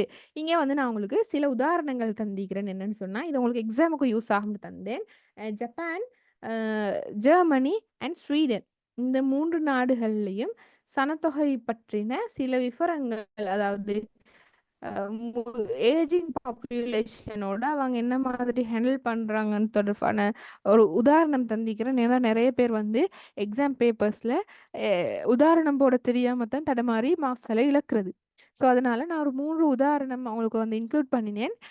இது எப்படி இந்த 3 நாடுகளை வந்து உங்களுக்கு உதாரணமாக கொள்ளலாம். அதே மாதிரி உங்களுக்கு நிறைய யூடியூப்ல டாக்குமெண்ட்ரிஸ் இது, ஏஜ் பாப்புலேஷன் இஷ்யூஸ் இன் ஸ்ரீலங்கா, இல்லாட்டி ஏஜ் பாப்புலேஷன் இஷ்யூஸ் இன் குளோபல் லெவல் நீங்கள் சர்ச் பண்ணீங்கன்னா யூடியூப்லேயும் சரி, இல்லாட்டி கூகுளில் சர்ச் பண்ணீங்கன்னாலும் சரி, அங்கே நிறைய ஆர்டிகல்ஸ் இது. நீங்கள் ஆர்டிகல்ஸ் இங்கிலீஷில் வாசிக்கிறது கஷ்டம்னு சில ஆக்கள் ஃபீல் பண்ணால் அவங்களுக்கு யூடியூப்ல வீடியோ பார்க்கலாம். வீடியோன்னு பார்த்தாலும் அவங்களுக்கு அதில் ஒரு அண்டர்ஸ்டாண்டிங் வரும். ஜப்பான், நாங்கள் ஜப்பானை பார்த்தோம்னு சொன்னால், ஜப்பானில் வந்து சனத்தொகை வந்து முதுமை உடைய மக்கள் சனத்தொகை வந்து அதிகரித்து காணப்படுது. அதாவது ஓவர் 60 இயர்ஸ் சனத்தொகை தான் ஜப்பானில் அதிகம். நீங்க இதுக்கு இப்ப பார்த்தீங்கன்னு சொன்னா, இப்ப நெறைய பேர் வந்து ஜப்பானுக்கு அ மைக்ரேட் ஆகி போற சிச்சுவேஷன் வந்து கண்டிப்பீங்க. அதாவது ஃபேமிலிஸா இல்லாட்டி ஜப்பான்ல வொர்க் பண்றதுக்காக அ நெறைய பேர் வந்து போறாங்க. சரியா? ஆனா, இதே ஒரு 10 வருஷத்துக்கு முன்னுக்கு, ஒரு 5 வருஷத்துக்கு முன்னுக்கெல்லாம் ஜப்பான்ல வந்து யாரையுமே ஜப்பான்ல என்ன செய்ய மாட்டாங்க, அவங்க விசா குடுக்க மாட்டாங்க. ஜப்பான் வந்து ஒரு மூடிய கொள்கைய பின்பற்றி இருந்துச்சு. அதாவது யாருக்குமே அங்க என்ன செய்யப்பட மாட்டுச்சு, விசா வழங்கப்பட மாட்டுச்சு. இப்ப நார்த் கொரியா ஈக்கிற மாதிரி தான் ஜப்பான் வந்து அந்த நேரம் காணப்பட்டுச்சு. ஆனா, அ இப்ப வந்து என்ன நடந்துச்சுன்னு சொன்னா, அவங்களோட சனத்தொகையில வந்து பெரிய ஒரு பாரிய ட்ராப் ஒண்டு ஆயிருச்சு. ட்ராப் ஆயினன்னு சொன்னா, வயது முதிர்ந்தாக்கள் சனத்தொகை அதிகரிச்சிருச்சு. இதனால அங்க வந்து வேலை செய்றதுக்கு, அதாவது அவங்களோட ஃபேக்டரிஸ்ல, அவங்களோட கம்பெனிகள்ல, அவங்களோட வொர்க் ஃபோர்ஸஸ்ல வேலை செய்றதுக்குரிய ஆட்களோட எண்ணிக்கை போதாம போயிட்டுருச்சு. இதனால ஜப்பான் என்ன செய்யுது, நெறைய ஆட்களுக்கு, அதாவது இலங்கை போன்ற நாடுகள்ல உள்ள நெறைய பேர வந்து விசா குடுத்து எடுக்குறாங்க. அதே எப்படி எடுக்குறாங்கன்னு சொன்னா, ஃபேமிலியா வரலாம். டிபெண்டன்ட் விசா குடுக்குறாங்க. ஃபேமிலியா போயிட்டு தங்கிக்கலாம். எத்தன வருஷத்துக்கு வேணாலும் தங்கிக்கலாம். இப்படியான விசாகள் மூலமாக சனத்தொகை என்ன செய்யுது, உள்ளீர்க்கிறாங்க. அவங்க நாட்டுக்கு தேவையான ஊழிய படைய அவங்க அப்படியே உள்ளீர்க்கிறாங்க. அதே நேரம் நீங்க ஜப்பான்ல அ பார்த்தீங்கன்னா தெரியும், ஜப்பான்ல வந்து வயது முதிர்ந்தாக்கள கேர் பண்றதுக்காக ரொபோ தான் என்ன செய்யுது, எல்டர் கேர். இந்த விடயங்கள் தான் நான் இங்க குறிப்பிட்டிருக்கிறேன். அதாவது இமிகிரேஷன் பாலிசியில மாற்றத்தை ஏற்படுத்தினதும், அ யா அதாவது எல்டர் கேர்க்காக ரொபோகள அறிமுகப்படுத்தினதும் தான் ஜப்பான் வந்து இந்த அ எ ஓல்டர் ஏஜ் பீப்பிள்ட அந்த ஏஜிங் பாப்புலேஷனுக்கு தீர்வு காண்றதுக்கு அவங்க செய்த 2 விடயங்கள். ஜப்பான்ல என்ன நடந்துச்சுன்னு சொன்னா, ஜப்பான்ல அ வயது முதிர்ந்தாக்கள் 100 வயது, 110 வயது, 120 வயதெல்லாம் அங்க சாதாரணம். அப்படி வயது முதிர்ந்த ஆக்கள அப்படியே வீட்ல விட்டுட்டு, அந்த அந்த வீட்டை விட்டுட்டு போயிட்டுருவாங்க. அந்த அவங்களெல்லாம் நிண்டு பார்த்து, அவங்கள நோய்க்கு குணப்படுத்தி அதெல்லாம் செய்றதில்ல. அவங்கள அப்படியே விட்டுட்டு போயிட்டுருவாங்க. இப்படியான ஆட்கள் வந்து கைவிடப்பட்ட கிராமங்கள்ல சில நேரம் அந்த கிராமத்த ஃபுல்லா கைவிட்டுட்டு போயிட்டுருவாங்க. அந்த பாப்புலேஷனே இல்லாம போய்த்திரும். அந்த கிராமங்கள் அப்படியே அ யாருமே இல்லாம ஜனசூன்யம்னு சொல்லுவோம் நாங்க. ஜனசூன்யம்னு சொல்லுவோம். மக்களே இல்லாம அப்படி பாழாகி போன கிராமங்கள் நெறைய இருக்குது. நீங்க YouTubeல வீடியோ சர்ச் பண்ணி பார்த்தீங்கன்னா, ஜப்பான் பாப்புலேஷன் ட்ராப்ன்னு பார்த்தீங்கன்னா, உங்களுக்கு சில வீடியோஸ் வரும். அது அன்பிலீவபிள் ஆயிக்கும். அன்பிலீவபிள்ன்னு சொன்னா எப்படின்னு சொன்னா, கிராமங்கள் ஈக்கும். ஆனா மக்களே இருக்க மாட்டாங்க. எந்த விதமான மக்களுமே இருக்காது. அப்படியே யாருமே இல்லாம கைவிடப்பட்ட கிராமங்களா இருக்கு. இதுல 1, 2 வீடுகள்ல முதியவர்கள் இருப்பாங்க. அந்த முதியவர்கள் வந்து மிச்சம் வயசாகி அவங்கள பார்க்க கேட்கவும் ஆள் இல்லாம அப்படியே செத்து போயிட்டுருவாங்க. அப்படி செத்து போன அந்த வீடுகள்ல உடைக்கிற வேலைக்காக இப்ப இலங்கையில இன்னும் அந்த கெம்பா வேலைன்னு சொல்லி இங்க இதெல்லாம் போறாங்க. வீடு உடைக்கிற வேலைக்கு போறாங்க. இதெல்லாம் இப்படி போற ஆட்கள் தான். அதே மாதிரி ஜெர்மன்லயும் ஒரு லேபர் ஷார்டேஜ் ஒண்ணு வந்துச்சு. இந்த லேபர் ஷார்டேஜ் வந்தோனே ஜெர்மன் என்ன செஞ்சுச்சுன்னு சொன்னா, இமிகிரேஷன் பாலிசிய மாத்தத்த கொண்டு வந்து புதுசா யங் வொர்க்கர்ஸ், அதாவது இளம் தொழிலாளர்கள உள்ளுக்கு இழுத்தாங்க. அதாவது அவங்க நெறைய விசா குடுத்தாங்க. இந்த விசா மூலமாக நெறைய இந்தியன், ஸ்ரீலங்கன்ஸ், மலேசியா, அதே மாரி பிலிப்பைன்ஸ், பாகிஸ்தானிஸ் இப்படி நெறைய பேர் என்ன செஞ்சாங்க, ஜெர்மன்ல ஸ்கில் லேபர்ஸா போயிட்டு சேர்ந்து கொண்டாங்க. அதே மாதிரி ஸ்வீடனும் அது மாரி தான். ஸ்வீடன்ல என்ன செஞ்சாங்கன்னு சொன்னா, ஸ்வீடன் வந்து எப்பயுமே ஒரு ஃப்ரெண்ட்லியான பாலிசிய கொண்டு போற ஒரு நாடு. இந்த ஸ்வீடனும் என்ன செஞ்சாங்க, இந்த எல்டரி சொசைட்டிக்கு அ ஃப்ரெண்ட்லியான ஒரு பாலிசிய கொண்டு வந்தாங்க. இவங்க என்ன செய்றாங்கன்னு சொன்னா, நீங்க கவர்ன்மெண்ட் செக்டர்ல வொர்க் பண்ணீங்களோ இல்லையோ, நீங்க என்ன வொர்க் பண்ணா பரவால்ல. ஆஃப்டர் 60 இயர்ஸ் கட்டாயம் பென்ஷன். அதே மாதிரி அவங்களோட டெக்ஸையும் வந்து குறைச்சு, அவங்களுக்கான ஹெல்த் கேர் சர்வீசஸ் எல்லாம் மிச்சமா ஒரு நல்ல ஸ்டாண்டர்ட் ஹெல்த் கேர் சர்வீஸ வழங்குது ஸ்வீடன். இந்த ஸ்வீடன், ஜெர்மனி, ஜப்பான் இந்த 3 நாடுடையும் உங்களுக்கு எக்ஸாம்பிள் தந்தேன். இது உங்களுக்கு வந்து ஈஸியா இருக்கும்னு நினைக்கிறேன் நான். உங்களோட எக்ஸாம்ல எழுதுறதுக்கு. இன்னைக்கு பாடம் எப்படி நிஷாந்த் விளங்கிச்சா? கிளியர் ஆயிடுச்சா? ஓ மிஸ். ஓ கிளியர் தானே? எக்ஸாம் வந்தா செய்யலும் தானே? ஓம் செய்யலாம். என்னன்னு சொன்னா, அது ஓகே. துவண்ட லெவல்ல வந்து அந்த தரவுகள அவங்க மையப்படுத்தி கேட்டபடியே தான் செய்யணும். அவங்க இப்படி தரவுகள் எழுதலாம். இப்ப என்னன்னு சொன்னா, ஆஹா. ஆண்டு ஆண்டு அடிப்படையில கேட்டிருந்தவங்க. அதனால அப்ப ஆ, செய்யலாம். ஆ. அப்ப தெரிஞ்சுக்கணும். 2 வருஷத்தை குறிப்பிட்டு இப்ப செய்யறேன்னு சொன்னா அதுல தரவு வீதங்க எல்லாம் மாறி மாறி வர துவங்கிட்டு குழம்பிட்ட விடுத்து வெளியே பார்த்துட்டு ஓகே, இப்ப நம்ம ஓகே. மெனக்கடையிலான்னு அப்படின்னா போனா உங்களுக்கு வந்து மெனக்கடியாது. உங்களுக்கு செமினார் செஞ்சது யாரு? 200 லெவலுக்கு. நீங்க கதைக்கிற பழங்க இல்லை மிஸ், கொஞ்சம் கிளியர்லாம் வந்து பேர் தெரியாதா? என்ன மிஸ் விளங்கல நீங்க? எல்லான்னு கேட்டேன். 200 200 லெவலுக்கும் நீங்க இந்த மாதிரி கிளாஸஸ் ஃபாலோ பண்ணீங்களான்னு கேட்டேன். ஆமா ஆமா ஆமா இந்த ஈலேர்னிங் கிளாஸ் இது. Okay, okay, okay. ஐயோ சிடிசில செமினார் வச்சுப்பாங்க என்ன? ஆமா சிடிசியில் செமினார் வச்சோம். Okay, okay. ஓகே இதுதான் எங்களோட டாபிக். அப்ளைட் சோஷியாலஜியில் எங்களுக்கு இன்னும் 2 டாபிக் இருக்குதுன்னு நினைக்கிறேன்.